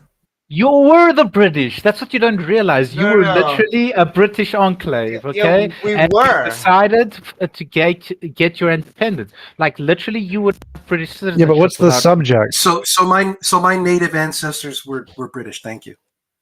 Yes. So what you're missing is the fact that people had to enact the revolution. They had to enact forced by the sword in order to gain liberty and create America and the revival things and philosophies of France. And France was a bloody mess, to be fair. Wait, what is the under therefore? So like, Napoleon and France. okay, so therefore what? Therefore, the point originally, because he keeps deviating from other things, but the point is our base reality is one of conflict and an inability to get along in large groups until you introduce a shared story, something to follow the king, follow the god, follow the religion. You have to believe in something greater than yourself in order to get humans to work in large numbers in peace. And this is a sentiment shared by Yuval Noah Harari, which I've mentioned many times. Well, so that doesn't. He I'm writes not a quite brilliant following book. you. So like, there are lots of people who don't believe in anything but still obey the law because if they don't have to go to prison, and so there's no belief structure They all believe in required. something. There's no belief structure required. They all All you have to believe in do is say that I believe that that person will hurt me if I don't do X or whatever, and then you'll cooperate. So you don't need to introduce any belief system other than if I don't listen to them, I'll get hurt. So I don't know what you mean when you say you need to introduce a belief structure, because that's just not really the case unless you're just meaning consequences. I mean, this is why America's left wing has enacted so many school shootings. It's because if I don't do this, I will get hurt. So therefore, I will hurt them first. Wait. This is the You're changing logic the of the point. American You're changing the shooter. point. The point you made a claim that you need to have some kind of a belief structure or whatever for people to function or something. That's just not true. You know, you don't. Yeah, you do. You need to say prayer in the morning. You need to No. sing Wait, your wait, national wait. anthem at school. You need to have pride in your school. Stop giving lists. Stop giving lists. If you No, had wait, these wait, things, stop, you wouldn't stop, have stop, school shootings. Stop. So I had a counter argument. I gave a counter argument. I said, like, Attila the Hun did not introduce a belief system. He just conquered, and people obeyed him not because he introduced a belief system. No one cared about his belief structure. They cared that he'd kill them if they didn't do what they said. And so there was no belief structure introduced, but he still got large numbers of people to work together under his idea. So I don't know what you're talking about when you say you need to introduce a belief structure. It's just false. I love that you brought this up because Genghis Khan is probably the most brutal conqueror that's Attila the ever Hun. lived, and yes, Attila he the ruled. Hun. Attila the Hun is also brutal. Yes. Is one of the most brutal. Yes. I can say the same thing Yes. about Attila the Hun, even if I said it wrong. Yes. So yes, but there was no substance to anything that he led. There was no Rome. There was no Great Britain. There was no USA. Wait, so you're changing the argument. So the argument was, your first argument was, you need to have a belief structure for things to function. And then I said, no, you don't, Attila the Hun. And then you said, oh, no, you need a belief structure for things to function better or like Yeah, sure. something. And then that's wrong too, because no, you don't. Attila the Hun's, like many of the Chinese empires and the Japanese, lasted longer than anybody else. They didn't introduce any belief system. They just conquered. So that's also false. Like I don't see any relevance or substance to what you're saying. You don't need to introduce a belief structure to have a thriving society. No. So you believe in nothing, they believed in Attila the Hun. Attila the Hun became a demigod, Ubermensch, so most to of them speak. still had their own religions. They didn't care. They just knew he'd kill them if they didn't obey, which is not a belief system. So like, knowing that there are consequences if you do things isn't a belief system. You're just diluting the idea of a belief system to mean, I know they're going to hurt me, therefore I have a belief system. Like, no, it's not what it means at all. Like the minimum requirement, the only thing that's really required to have a functional society is people have to obey a set of rules. That's it. There's no belief structure required. We don't care why they obey the rules. It could be because they believe in God. It could be because they fear punishment. It could be because it's convenient for them and it benefits them. There's lots of reasons why people will obey rules. And it's true that having a belief structure, like an ideology that tells them to obey the rules, will help. Yes, agreed. Is that required? No, it is not a requirement. It seems like you're just ignoring the other reasons people follow rules. Like, they want to make money, they want to be successful, they want to be treated okay in society, they don't want to go to prison, they don't want to be killed. There are lots of reasons people obey rules. They do not all include a universal belief structure nonsense. Of course not. Yes, you've said this several times now. But what's interesting is when Constantine the Great said, God in his dream, apparently, he probably just announced it, that en Teutonica, with this you will win, and he had the vision of the cross on the shield. Or when the Spartans would paint the Medusa on the shield, which is a mythological figure known to turn their enemies into stone. It brings a greater ferocity, a greater unity, a greater strength, a structured existence. When we look at all you the admit great you don't, civilizations, your first statement was wrong. You do not require a belief structure for a functional or a well-functional society. It just helps. you do. Why just No, you prove keep that wrong? interrupting. You didn't, because Attila did not have a very functional or adequate civilization. He had an Nothing compared to extremely functional society. Nothing compared to the Greeks, the Romans, or the British, or even the USA. Like, please, these were tyrannical, bloodthirsty religions. Oh, you mean like the Absolutely Romans screwed and your the own country. Greeks and the No, USA? there was a semblance of law. There was brutality, but there was a semblance of law and order and a senate, and it obviously got out of hand, and then So corruption Attila and the Hun had the one whole of the story. most successful groups of people working together with the least crime rates because they respected him.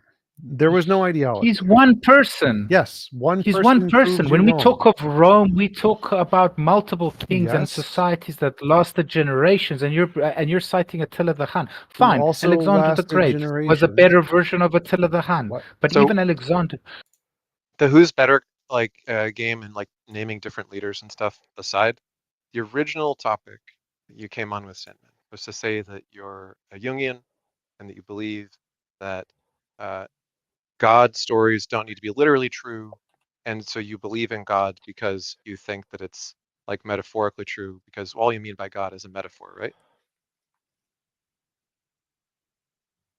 I mean, that's a way to reduce a whole lot of talking into a sentence to meet your narrative. But sure, I guess, if that's what Okay. you want to believe. Okay. And then Walker came on to discuss Jordan Peterson, because Jordan Peterson is one of the popularizers of Jungian stuff in our day. And we got into a discussion on that. And then we kind of meandered our way into your claims about how it is indispensable to hold religion, and counterclaims have been made about societies which didn't impose any particular religion and were still successful and so on. But the original question, and because like you were asking when you first came back to Jump, like what was the topic? The original topic was, why should we believe that the collective unconscious is a good theory or explanation, and why should we think that everyone ought to believe in God for its metaphorical value? That was the original topic. I never say I never ever claimed that everyone should believe in God. I just said it's a net positive. Like, how am I to enact your belief? It's a good thing. So just to Because clarify, so it's a net positive is a very different claim than it is required for a functioning society. Those are two very, very different claims.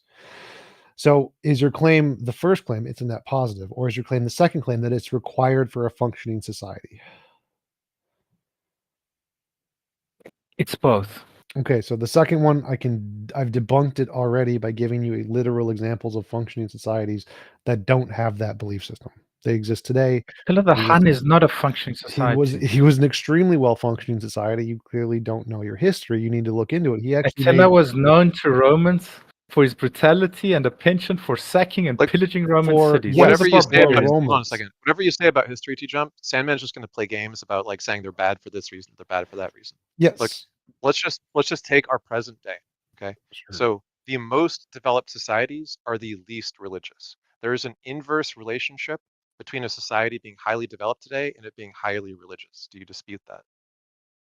Historically, yes, but yes, Okay. the Christian societies have trended towards atheism because of insurmountable liberal values within the Christian doctrine that does not exist in the other religions. So It's there's it's a, more than just value changes, right? So there's evidence which has led to the abandonment of belief, right? Evidence about the natural origins of all the things that religion was supposed to be, a just so story about how the tiger got its spots for, made those tiger got its spots because of the metaphor stories less appealing to people, right? So we're, it's we're at a because point where the evidence points people who are highly educated away from religion. So the question is, why should the most highly educated people um, trending away from religion suggest to us that the world needs more religion and not less? because look, I grew up atheist completely.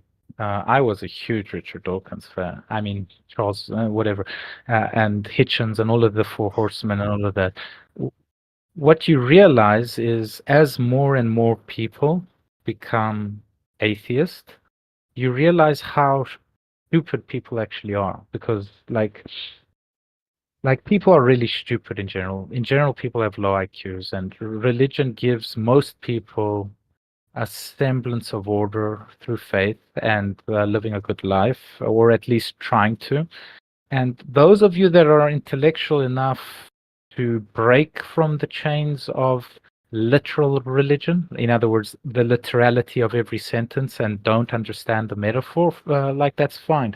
But most people that find atheism just get indoctrinated into some communistic left-wing propaganda theory and run with it. And I see it on Discord all the time, where they're indoctrinated by everything that comes along because of their lack of God. They're like So, they're willing to jump off every cliff of okay, so and first of every all, ideology. you started by saying something that's just wrong, which is you said that most people are of low IQ. IQ is literally just defined as the distribution of IQ. So technically, half of all people are of low IQ, right?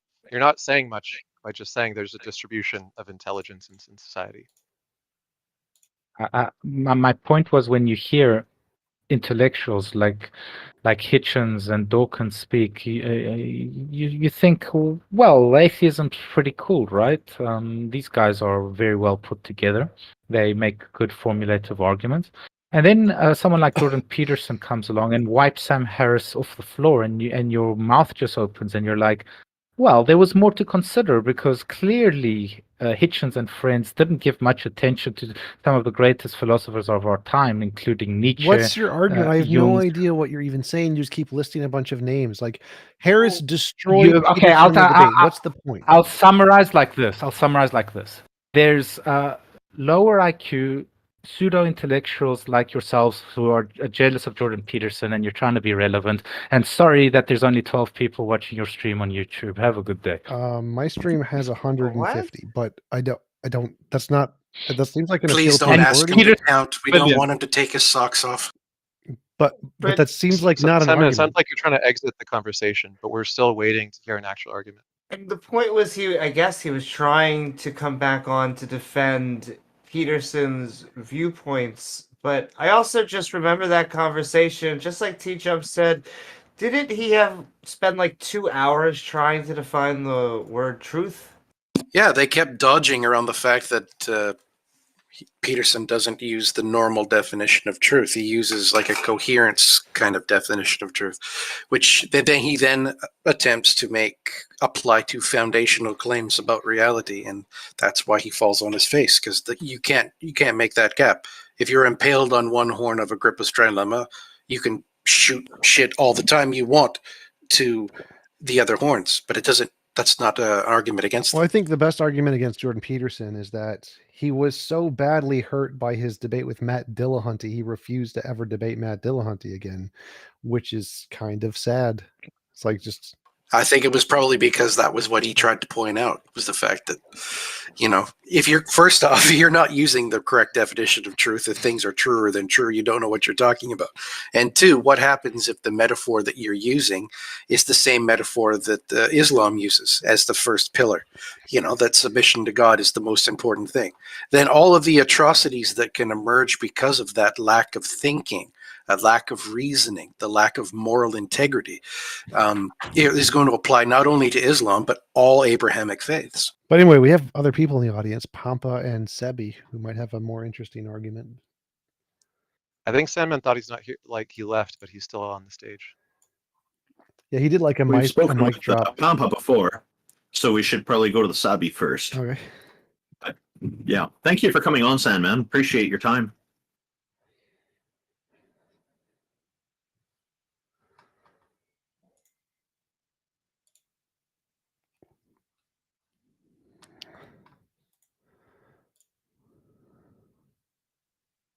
Also, I think it's pretty funny to characterize Jordan Peterson as wiping the floor with anybody in the debate.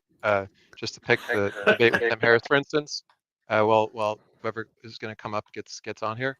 And the idea that Hitchens didn't understand Nietzsche is laughable. He talked about him all the time. What were you saying next? Okay, well, Nietzsche was an intellectual. He understood. Sam Harris was asked what should be a straightforward question. What do you mean by God? Jordan Peterson's answer, which he pulled out a laptop to read. So this is his prepared answer, not him just making stuff up, but him like thinking about it really hard and wanting to impress people. He said, what do you mean by God? And Jordan Peterson said, part of the concept of God that underlies the Western ethos is the notion that whatever God is expressed in the truthful speech that rectifies pathological hierarchies. That isn't all it does. It also confronts the chaos of being itself and generates habitable order. That's the metaphysical proposition. And that's best conceptualized as at least one element of God. And so I would think about it as a transcendent reality that's only observable across the longest of time frames. Okay, so here's some propositions, and they're complicated, and they need to be unpacked. So I'm just going to read them, and that'll have to do for the time being. God is how we imaginatively and collectively represent the existence of an action of consciousness across time, as the most real aspects of existence manifest themselves across the longest of time frames, but are not necessarily apprehensible as objects in the here and now. So what that means, in some sense, is that you have the conceptions of reality built into your biological, metaphysical structure that are a consequence of processes of evolution that occurred over unbelievably vast expanses of time that structure your perception of reality in ways that wouldn't be structured if you only live for the amount of time that you're going to live. And that's also part of the problem of deriving values from facts, because you're evanescent and you can't derive the right values from facts that portray themselves to you in your lifespan, which is why you have biological structure that's like 3.5 billion years old. So God is that which eternally. No, it goes on for 4 more paragraphs. Okay, I'm going to spare everybody the pain of witnessing this. I'll just post it in the chat for anybody who wants to read the whole thing. But if you witnessed the same debate that we did, and you saw Sam Harris give that answer, and then when asked, do you believe in God, he just says, I act as though he exists, but won't actually say that he believes in it. I think it's hard to say that that Peterson came away from this debate not looking silly. I would disagree especially with one thing you said, though, because you said that there's no, it doesn't make sense to say Jordan Peterson did well against someone in a debate. He did really well against like the feminist types. Like I forget, there was like a couple debates he did with some lady on a show, and he did actually wipe the floor with her, which was pretty funny. Yeah, I'm talking about on religion, right? For sure. But yeah, like the other debate that we've seen, the debate of the century, Peterson versus Slajov Zizek. Peterson shows up to a debate which is like a heavily sold subscriber event that people are paying money to see, and he says, well, last night I didn't have time to read any of Zizek's writing, so I just read the Communist Manifesto, and I'm just going to summarize what's wrong with communism. And that was his preparation for a debate with a writer who wrote like 20, 30 books. Wow. Wow. He's admitting to incompetency. So I see we've got Pampa and Fox up here. Why is Fox here? Oh, I invited him because he has his hand up. So, well, we just bring up one person at a time, so I'm going to just put Fox back for now, and then we'll talk to Pampa for a bit. Sorry, Fox. Pampa was here first, and then we'll talk to you. Hello, Pampa. How are you? Hello. I'm good. I talked before. I think it was like 1 hour ago or something. Yeah, I remember. Yeah, I thought like I wanted to join because like I thought like there were some Christians here because like there were more people than there was originally that would like to debate like about arguments that show that God is like a necessary being. Well, so this is typically our show to do that, but if you wanted to like make your own show to do that, that'd be fine. But we're typically looking for more theists to disagree with us. Could I help this conversation, Tom? It's possible to have multiple necessary beings. Sure. Nope. But he's Pampa is an yeah, atheist, he's an atheist. so it's yeah. And so Pampa, just contact Taco, or if you can't find Taco, contact me in a private message, and we'll try to help you out. Okay. Yeah. All right. Thanks for coming on. We're gonna bring Fox up. All right.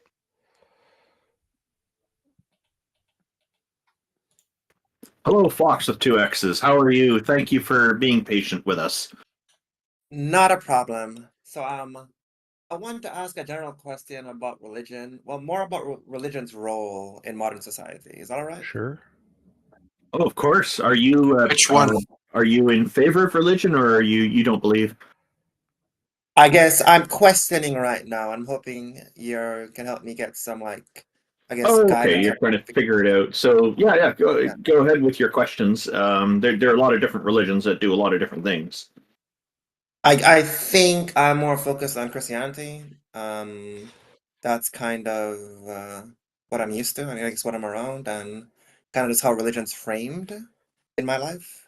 So I guess that's primarily my focus. My question is, I've been watching a lot of content.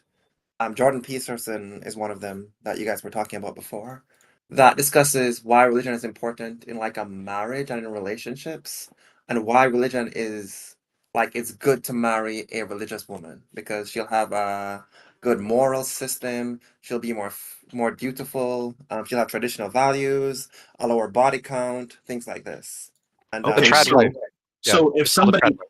if somebody was to tell you that it's better to marry a banker's daughter because she's going to have a better understanding of privacy ethics and things like that, would you believe it?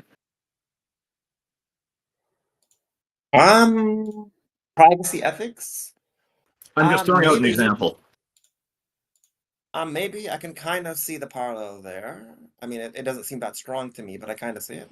Yeah, and the thing is, just because somebody is part of a particular group that has to do a certain kind of practice, like banks are required to protect privacy of consumers, but it's not only banks. Also, you could say the same for the daughter of a doctor, or the son of a nurse, or somebody else who also is in an industry where privacy is very important. So, the way that is being presented to you about marrying a Christian or daughter or son of a Christian is you're going to find somebody who's more moral. It kind of implies that there's going to be some exclusivity, that people have to be part of this religion in order to have this quality. But the fact is, there are a lot of moral people in the world who don't have any religion in their background. And so religion just kind of provides a certain moral standard, and different religions provide different standards. Whether people actually adhere to those or not is a different matter. I think my suspicion is that if you queried a lot of people on moral and ethical issues, you'd probably find that religion is rather incidental. The pattern you might see is that with religious people, some of them will probably tell you that morality can only come from their religion or from the deities in their religion. But aside from that, I think you'll find that you basically you got to get to know the person and find out if their morals or ethics are compatible with yours. Just what I think in terms was of your question. So, like you said, you were questioning religion. I didn't actually get to Right. the point Right. I was gonna get to, but I guess Walker, what I'd ask you is in terms of, I mean, I don't know if you agree with this premise or not, but in terms of the kind of values that would make like a good traditional wife, some of them I mentioned before, right? Like being dutiful, being more passive, having a lower body count. do you not think that if you were to query, find this to be more consistent with a religious group than non-religious groups? I would agree that those particular things seem to be common amongst certain religious groups. Was that a question You for did. Walker or for Randolph? Randolph was the person talking to you before. I I'm think sorry, that Fox would was be just asking Randolph. Walker. Yeah, we were able to Randolph then. I'm sorry, I thought it was Walker who was talking before. I want to answer afterwards. Oh, sorry, Fox. I thought you were saying Walker earlier, so I thought you were asking Walker. That's why Walker responded. I'm sure. You're wondering if it's more common in certain religious groups. Well, if people are conditioned in those religious communities to be like that, yeah, you'll see those commonalities. But I think again, you will find those character traits also applied to certain individuals, regardless of whether they're in a religion. There could be other factors that are causing them to be that way. It could just be their own natural personality. It could be the other people who live around them. There could be all kinds of different things doing that. And I think Amy has an answer as well. Well, just my armchair opinion, that seems an unhealthy way to go about both of those things, is that you shouldn't choose your religion because you want to find a woman, and you shouldn't choose a woman because she is seemingly into religion. We should just be trying to find if a God is true and applying towards that. And we should just be going towards our spouses, whatever you're into, that should be the type of people that we go for. Amy, I think the point is that if you were to select a religious woman, you will kind of not filter, but you will put yourself in advantage in terms of the type of woman you're looking for. I think is the point with that. Well, it depends on what type of woman you're looking for, because it sounded a little bit like you want this specific type of Broken body type. slave. Yeah, well, I was trying to say it almost sounded a little Stepford, and I mean, it almost Is that an just sounded. exaggeration? When you say slave, No. are you being hyperbolic? You said that you were a Christian and you were talking about the Christian kind of religion, in which case you have to accept something Well, like no. He was complementarianism. specifically only saying that they are less likely to have multiple partners. They are have more values that align with like typical Western True. modern things. So, but what's the point here? So, yes, there are certain kinds of values that are more common in certain religions than others. Therefore, what? Okay, the point I was getting at is while all this stuff might be true and she makes a good wife in this regard, what you also find, what I'm experiencing is that she is so into God, like God becomes more important than you, and you can't compete with God. It's like no matter what I do for her, I could take her on vacations, buy her cars, houses. I can't compete with keeping her alive. So I'll always be second to God. And is that really what you want in a marriage? No. It's not what I would want, and I don't have that. My wife and I, neither of us are theists. We've always been atheists, and she is definitely not the subservient type. She's a free thinker and confident and all this kind of stuff, well educated. So I prefer, for my own self, I prefer to have a spouse who can challenge me in my thinking, help me to improve when I'm going wrong on things. To me, this is what makes a good relationship in a marriage. One of the many factors when you're with somebody that you're each contributing this way. But some people don't want that. Some people prefer to have a submissive spouse, and there are people who want to be that submissive spouse. So if people can find each other and it matches, great. So my advice to you is to figure out what it is, the values, the attributes that you really like, and try to find somebody who's compatible with that with you, and figure out what they like and see if you can be compatible with them as well. Yes, so there are positives and negatives to people with ideologies, correct? And what is the underlying question you're looking for there? I think I asked my question, which is that what you want? Like, does that really make for a good marriage? I think that's the question I'm posing here. And what depends on the individual. So whole- individual values are different for different people, and so there's no universal answer. So there are definitely things that are some people don't want. Maybe you're asking for in general, what do you think most people would want or what would be best for society or something? Like each individual will have their own preferences, and what will be good for one person won't be good for another. Open relationships are good for people. Having multiple partners is good for some people. Destiny, a YouTuber, a friend of mine, has multiple partners with his wife, and that's perfectly fine for them. So there isn't an answer for which one is best. I mean, yeah, I'm sure there's some people who enjoys their wives being physically abusive to them, but I don't think you would really, I mean, maybe you would, but I don't think a lot of people would think it's just an individual thing.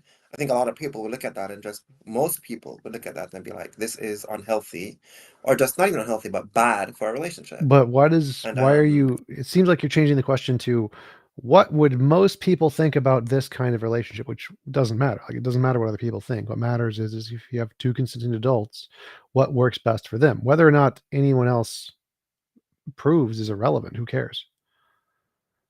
okay, I think part of the issue is that we're starting from two different premises. Well, I'm trying to understand what I'm your kind of question is. Like what are you trying to get to? I still haven't found the point of what you're asking. I feel like I've asked the question a few times now and pointed out what the question is, which is, that type of woman, even though you get these values, which is kind of consistent with like what I would think is a good wife, you come with this issue in that you're not number one. God is. And then is it really worth it? There isn't inherently a problem with theological narcissism if you both think God wants you to support the other person.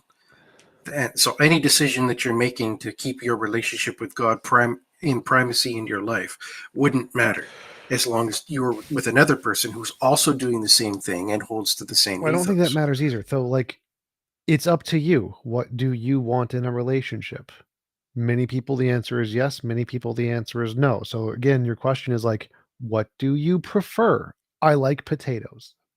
Do you have like a more philosophical question that isn't just a what do you prefer question? It's something that's like, is this best for society? Or is this best for a marriage? Or what lasts the longest? Or helps the kids? What helps the kids to develop most? Like, do you have like an objective answer rather than just what do you like best? Because the answer to your question is what do you like best? I'm asking what's best for men. That's not a thing. Men are not a category. There are individuals, and individuals have different values. And so your question is again just subjectively, what does that man like? There isn't a category of men that you can then just lump together and say this is best for men. You could say this would work best for most men and by be like a small minority of men that it would work for, as opposed to other men who have different values. And it would depend on the time in their life and what they're looking for. And so your question doesn't make any sense because they're not, men isn't a group. They're a bunch of individuals with a bunch of individual values. Okay, I guess the group I'm referring to is men who are not blue-pilled. That is Men who are not what? blue-pilled. Again, that's not a coherent question either because blue-pilled isn't actually a thing. It's just a subjective insult that people use. So like it seems Blue-pill is an ideology. it is not. It is not actually an ideology. If you actually try and look it up, it's not actually an ideology. But like I'm like left, mostly center, kind of right, kind of left. But your question seems to be something like, what would be best for society, or maybe mental health of men, or something. Not really mental health. What's going to yield men the best results and most fulfilling type of marriage is what I'm getting at. Subjectively, whichever one their values obtain. So like for me, it would be a harem. That would be the best, most fulfilling one for me. Yeah.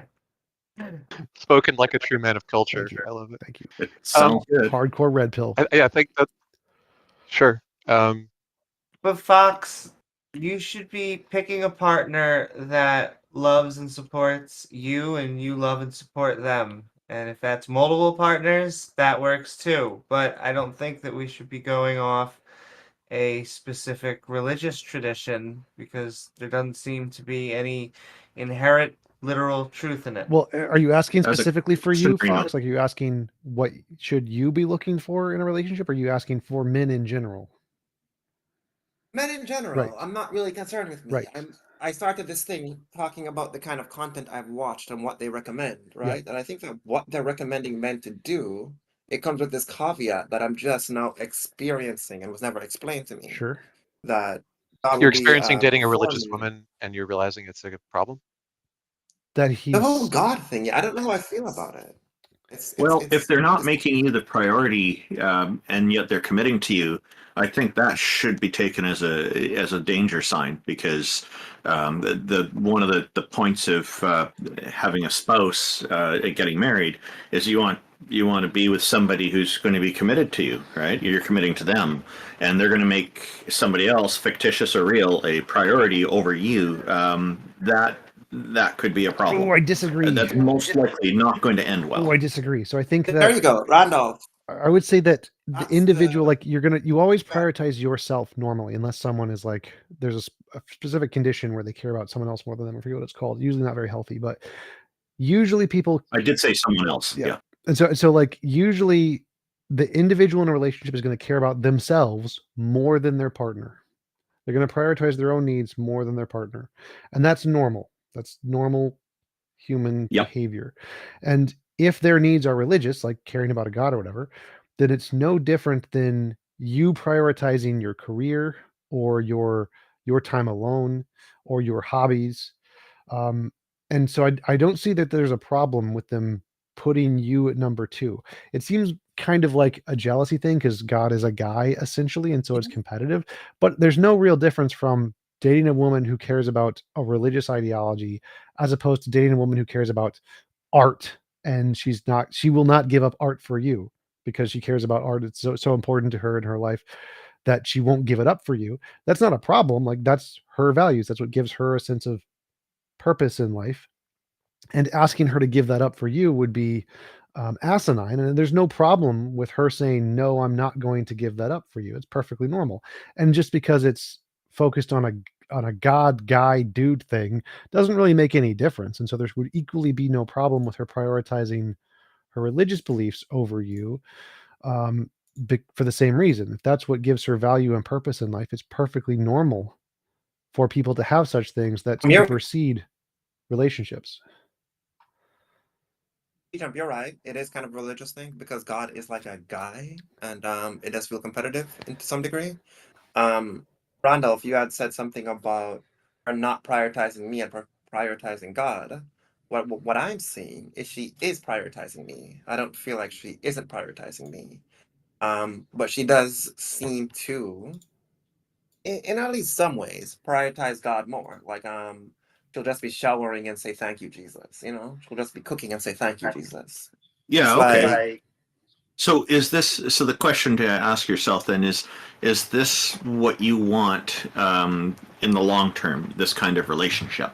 And if you're okay with it, then great. If you're not, then keep looking, I guess.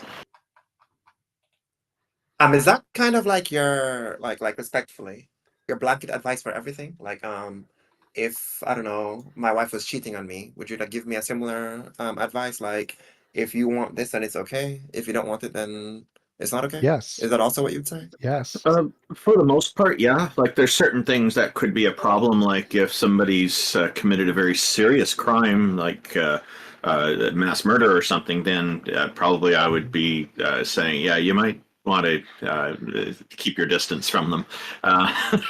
There's But also generally, it should be, there should be nuance there that's considered. Like is this something you're comfortable with? Cheating is not the same as people who've agreed ahead of time to be swingers, for example, but a lot of people mix that up as well. And I know that's not what you're asking. You're asking if they're actually cheating. They've actually lied to you and all this kind of thing. Now, are you comfortable with keeping that going? Or maybe there's another circumstance, like both of you has kids. You've made kids together and you want to make sure the kids grow up with the family unit, and once the kids are out of the home, then maybe you'll split up. I don't know. There's all kinds of different possible scenarios. It really depends on the situation. It's a situational kind of decision, I think.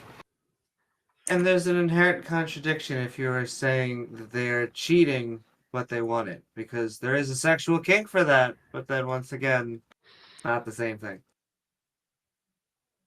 So yeah, I would agree. I'd say the answer is dependent upon you and what your emotional needs are. Some people it's totally fine if they cheat in a relationship, and they're okay with it because they're not requiring monogamy, in which case it's not really cheating in that case. Whereas some people do require monogamy for their emotional health, and so the answer is what is the emotional health of the individual, you or any other man? What do they need to feel fulfilled in life? And does their partner provide what they need to feel fulfilled? If yes, then that's all you need. Yeah, you're good. Yeah, and I know earlier you had mentioned that blue pill isn't a real thing. Yes, It's just an insult. correct. I feel like, and I've heard a lot of blue pill people refer to themselves as being blue pilled. Yes. And I think the blue pill mindset is to kind of not have standards, which is kind of what I'm hearing in this call. Like you shouldn't have, there are no standards to be had when you're in a relationship or a marriage. It just depends on what you want. And I That's the mean, same thing. That's literally this. So, like, it seems like you're saying when you say standards, it seems like you're applying a standard to all men must have this standard, which is false. Each individual must have standards based off of their needs, their emotional needs. There isn't a standard for all men. That is just crap. Each individual person, I, go ahead. go So ahead. each individual person will have standards based off of their emotional needs, and they should have those standards. Like you shouldn't let someone abuse you if that is emotionally damaging to you. You should have standards and say, no, you can't abuse me. You need to have standards based off of your emotional needs. And if your emotional needs are being met, that should be your standard. You shouldn't then add extra standards beyond that to constrain your partner in a way that maximizes your happiness in every possible way. You need to make sure your emotional needs are met, the things that are absolutely important, and then compromise to meet their emotional needs in the same respect. And that could include multiple partners in some relationships. And so the I hope standard, this go doesn't ahead. I hope this doesn't come off as reductive, but I think this is why I said earlier that I'm kind of referring to non-blue pilled men, because I think non-blue pilled men would have a standard, and I would say like all or most, because you're saying that, you know, you can't apply a standard to all men. I think they'd have a standard like I'm not okay with my girl flirting with other men, especially not in front of me. But I think a lot of blue pilled men would be okay with that, which is why I'm kind of saying I'm talking about non-blue pilled men here when I'm talking about Well, that doesn't make standards. Once sense because again, Would you be so kind as to actually define what that term means forget before that you for a use second. it? Some men have been okay with women flirting throughout all time. Before blue pill was even a term, some men were okay with women flirting with other men because it's a biological thing. Your brain, the way it works, certain actions release dopamine, certain don't. And so having someone flirt with someone else can be a turn on and has been throughout all time prior to any blue pill, the term even existing. So this isn't about blue pill or red pill. That's a social garbage thing that came about pretty recently. It's about biologically what things stimulate your brain emotionally to give you fulfillment. And having multiple partners is a thing that has made people fulfilled for thousands of years. Totally There's fine. evidence too. So there's a lot of Yeah, but evidence that early Christianity, just a second, early Christianity included numerous sex cult sort of offshoots, which were attempting to be stamped out by the Catholic Church, but which kept springing up again. That whenever people got together in like big religious throngs, it tended to lead to intimacy, and some of those groups like emphasized the intimacy above all other things until they were basically having big orgies and like partner swapping with each other because they thought that got them closer to God. It's just throughout time, people have had their own preferences and reasons for it. The idea that there's a universal standard is just like appealing to one particular culture or another. And it's fine if you like a particular culture, go for it. in fact, can I just ask? Well, before you go on, Foxy, can I just have your definition of what blue pill is? Blue pill's kind of hard to define. No, it's not. Can you define it then? Wait. Yes. Wait. Just let Fox Oh. finish. Let Fox answer Amy's question. Yeah, I think blue pilled is pretty hard to define, but I think a loose and don't hold me to this. You could probably find a different definition if you were to do research on this. But I think blue pilled, especially within this context here, is that a modern woman is kind of okay, and it's more the modern man that's the problem, right? That's kind of the What? kind of Do reduced do to you like not some understand kind where of the idea of the red pill and the blue pill came from? Like the entire idea it's behind it? Walker. I think it's evolved from that. Like I think the original concept of the red pill has kind of evolved from its original definition, right? Which kind of Well, goes from how like would the you know? You haven't provided a definition. The original definition was whether or not you wanted to know uncomfortable truths or not. That was it. Red pilling meant that you were willing to embrace the harsh realities of life, where blue meant you weren't. You were going to live in some sort of self-deluded utopia. Now, everything I that you've think described in depending those on terms was how you were actually using those terms. Walker, I think that definition you're using is very outdated. So just to clarify, what you Then mean? provide one that So works. it seems like By dozens of it months. seems like you're saying blue pilled is more sexually open, more or less traditional Catholic monogamous values where you want a wife who is essentially only yours, kind of a thing. It seems like what you mean by red pill and blue pill is red pill is like classic male female monogamous relationships of the 60s. Blue pill is more like open, less constrained relationships. That seems to be what you mean by red pill blue pill. It's someone like that. T-Jump, you had mentioned Destiny Yeah. before, who is very blue pilled. I don't know how much you keep up with like YouTube content, but like if you've ever seen Destiny debate like Fresh and Fit, that's a very clear dichotomy between blue pill and red pill. Right? Okay, but yeah. So Are you familiar with that? Are you yes, familiar with what I'm talking about, yes, T-Jump? I'm very Okay, familiar. then I feel like you know what blue pill and red Okay, pill is. so Then. but that's again, it just seems like Understand. you're focusing on a very specific social group of a modern culture and saying this is some kind of an important standard, that this red pill standard has some value other than just it was made up by a culture in the 60s. Like this is not the original value of men. It is not the most prevalent in human history. It is not the most successful in human history.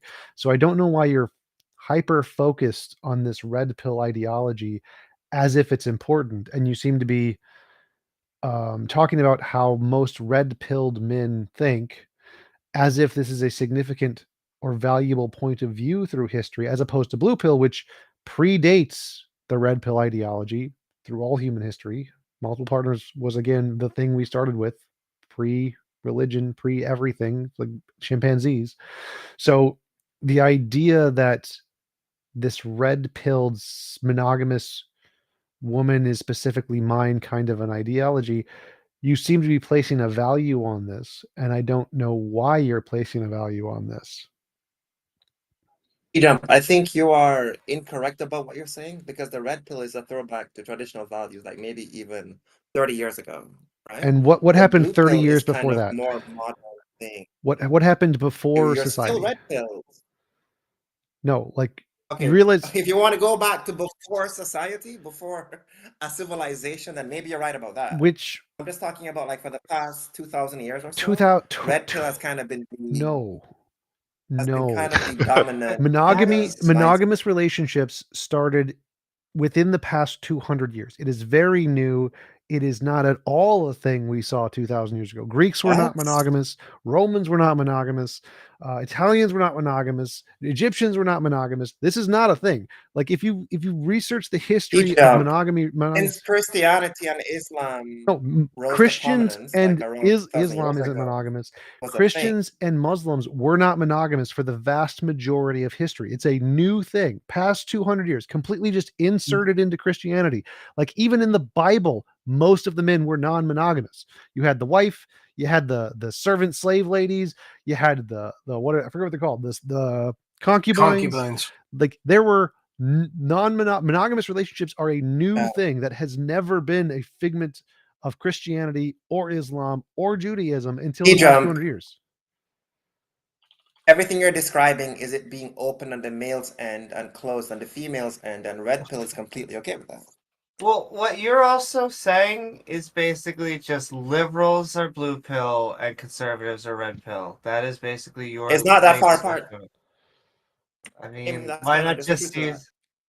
Then let's just talk about liberalism and conservatism. Why are we using buzzwords? I don't like to reduce all liberals like they're cuckolds. I don't think that's fair to them. You know, I Because think there's there's a some lot of liberals just like conservatives that are cuckolds. You've literally been talking about all blue men and all red men. How are you not already doing this?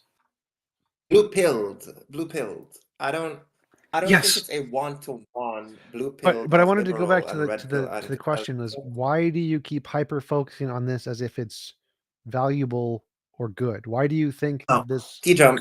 Yeah, I was trying to. This is what I was saying to you. When you say that monogamy is a very new thing, I'm saying that it being open on the man's end and closed on the female's end is kind of what you would see in religious institutions like Islam and Christianity. Yeah, but my question That's is, how it's why do you been think kind that's of since those important? religious. Why do you think that is valuable? I think it's valuable so you don't have a woman who walks all over you, then divorces you and takes half your money, and you're like, where did I fuck up? It's important to have values and a relationship you want so you can be happy and fulfilled and not just kind of walked over by women, Okay, which is kind of what happens to these blue pill guys. well, so first thing, being walked over by women can be perfectly fine in a relationship. So it's whether or not you want that. Secondly, my advice would be don't get married in the United States under a legal system. Then you won't have to give up half your money. Problem solved. Doesn't matter what kind of relationship you have. And so it seems like most of your problems have absolutely nothing to do with red pill, blue pill, at all. Like, No, if you don't want to be walked Egypt, over, you're making some assumptions that are just weird to me. okay. I do want to be married within the United States legal system, and the way to do that is in a red pill relationship. Sure. So like, yes, if you want a successful marriage in the United States, which was built on those kinds of values, yes, having a relationship with those kinds of values would be more likely to be successful given our current legal system. Sure, absolutely.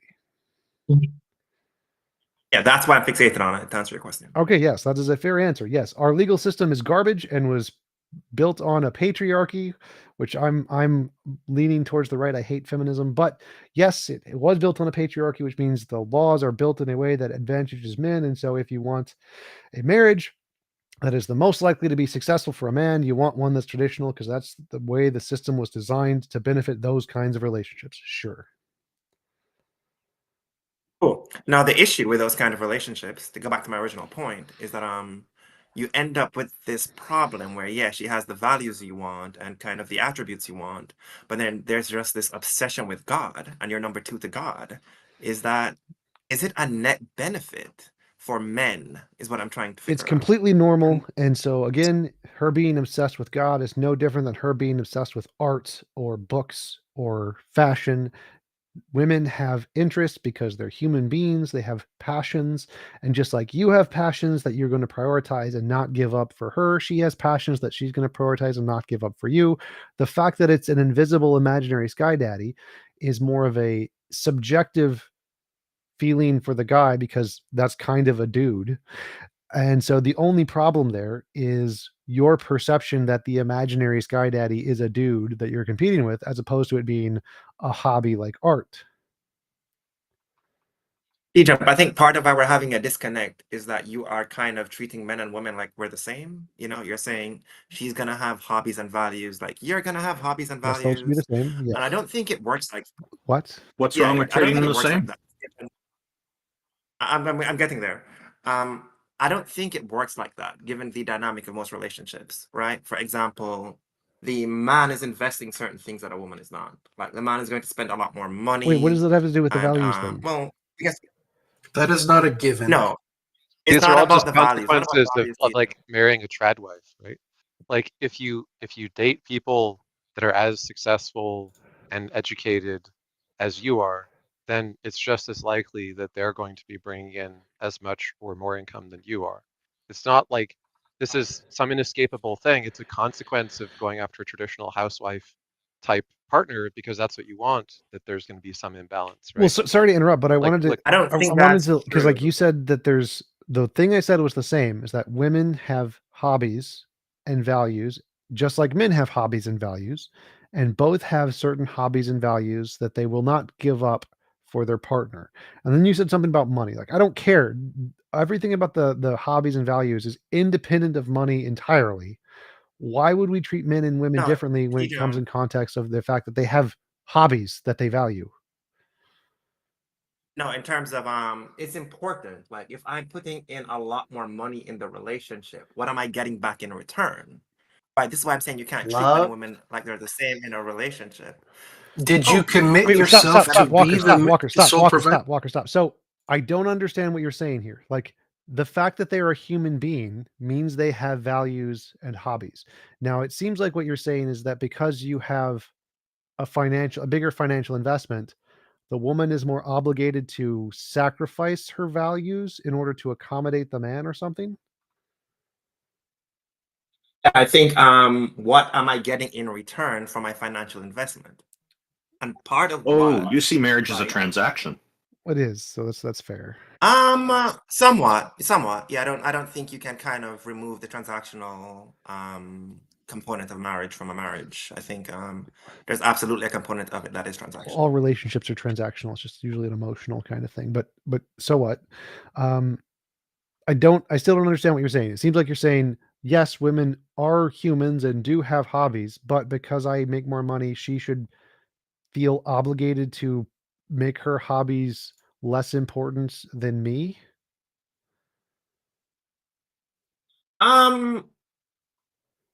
Is that what I think? I think when I think about what I'm getting in return for the financial investment, right?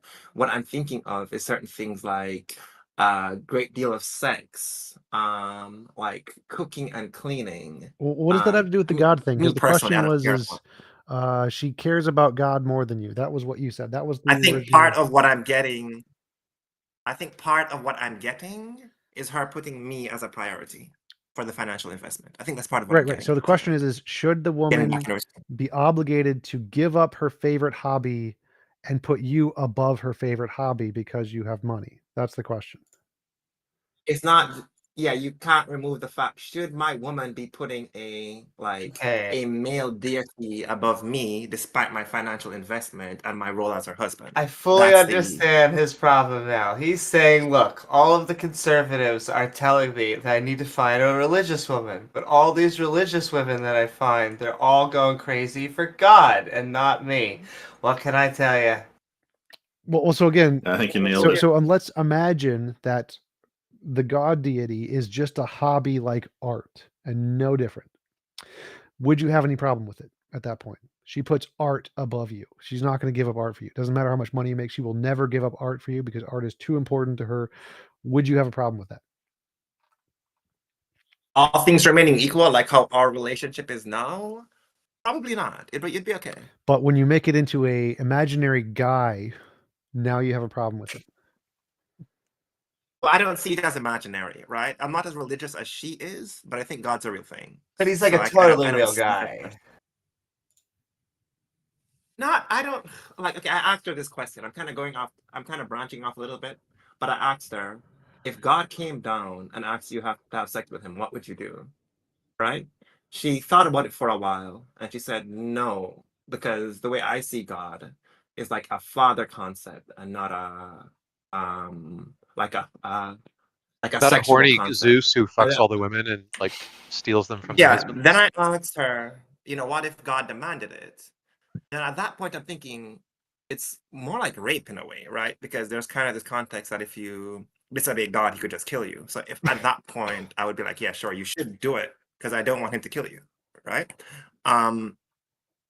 So I've kind of thought about this a little bit, right, in terms of what I'm okay with and what I'm not okay with. But just like her always thanking God all the time, it's kind of hard to process how I feel about it. Because you're jealous. Do you think I shouldn't be? Yes, I think you It's should. a sign of insecurity. You probably want to fix that.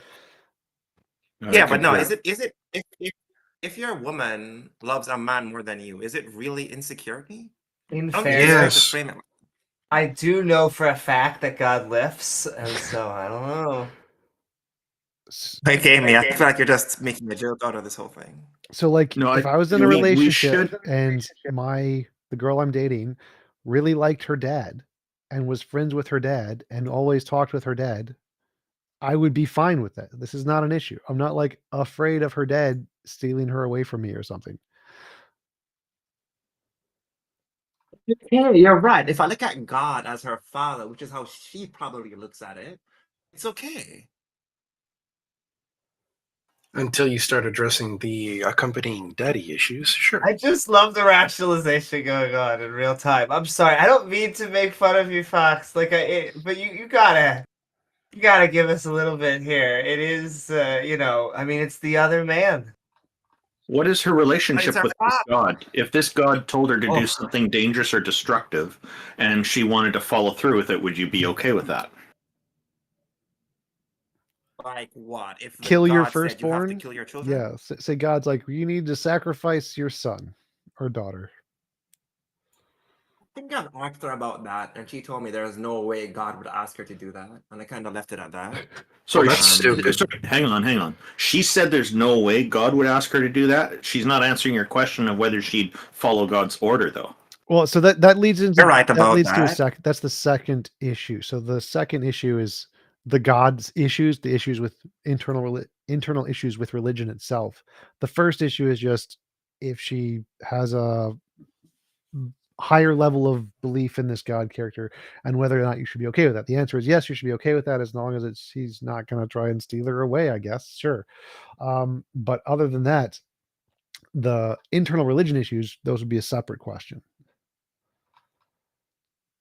And you should I'll agree with probably that, not yeah. pretend that something that God has once asked someone would not be asked again. That does not ring logically. But God reasonable. spared Abraham. Abraham He didn't did have to not kill. spare. It doesn't matter. Wait. Stop. God did not spare Jatapath's daughter. He told Jatapath to kill his daughter, and he did it. So the fact that he spared Abraham is irrelevant. He's literally commanded people to kill their children, and they've done it. But that's an internal religion thing. What's the name of that person? And it's also Japheth.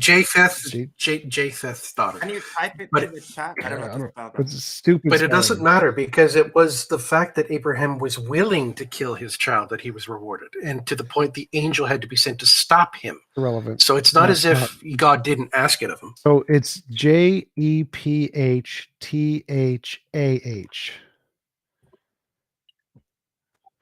We need to. J-E- Go ahead. Jephthah. Just look it up. There's no way he could look it up. It's such a stupid spelling. JEPHTHAH.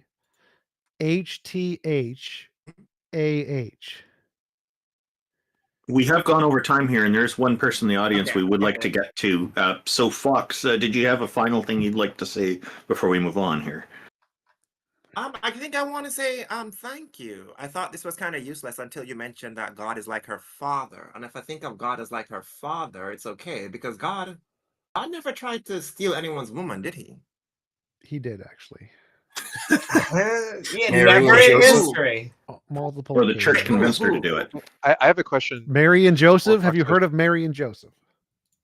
You don't believe in the Hey, God theology didn't anyway, have Fox. sex with Mary. So, Fox, Ugh. first of all, I just want to point this out. You said already that you just believe in a God generally, but you don't believe in the theology anyway. So, arguing about this is kind of pointless. But yeah, it's good for you to Oh, come she on. believes it. Yeah. She believes it. And I My I'm closing not thought would an be, atheist. why I would you believe- want to raise kids that are going to be indoctrinated with her beliefs unless you have some agreement that she's not going to indoctrinate them? But I think it was fun chatting.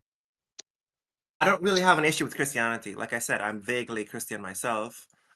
T-Jump. Well, that's probably why you don't have a problem with it. What?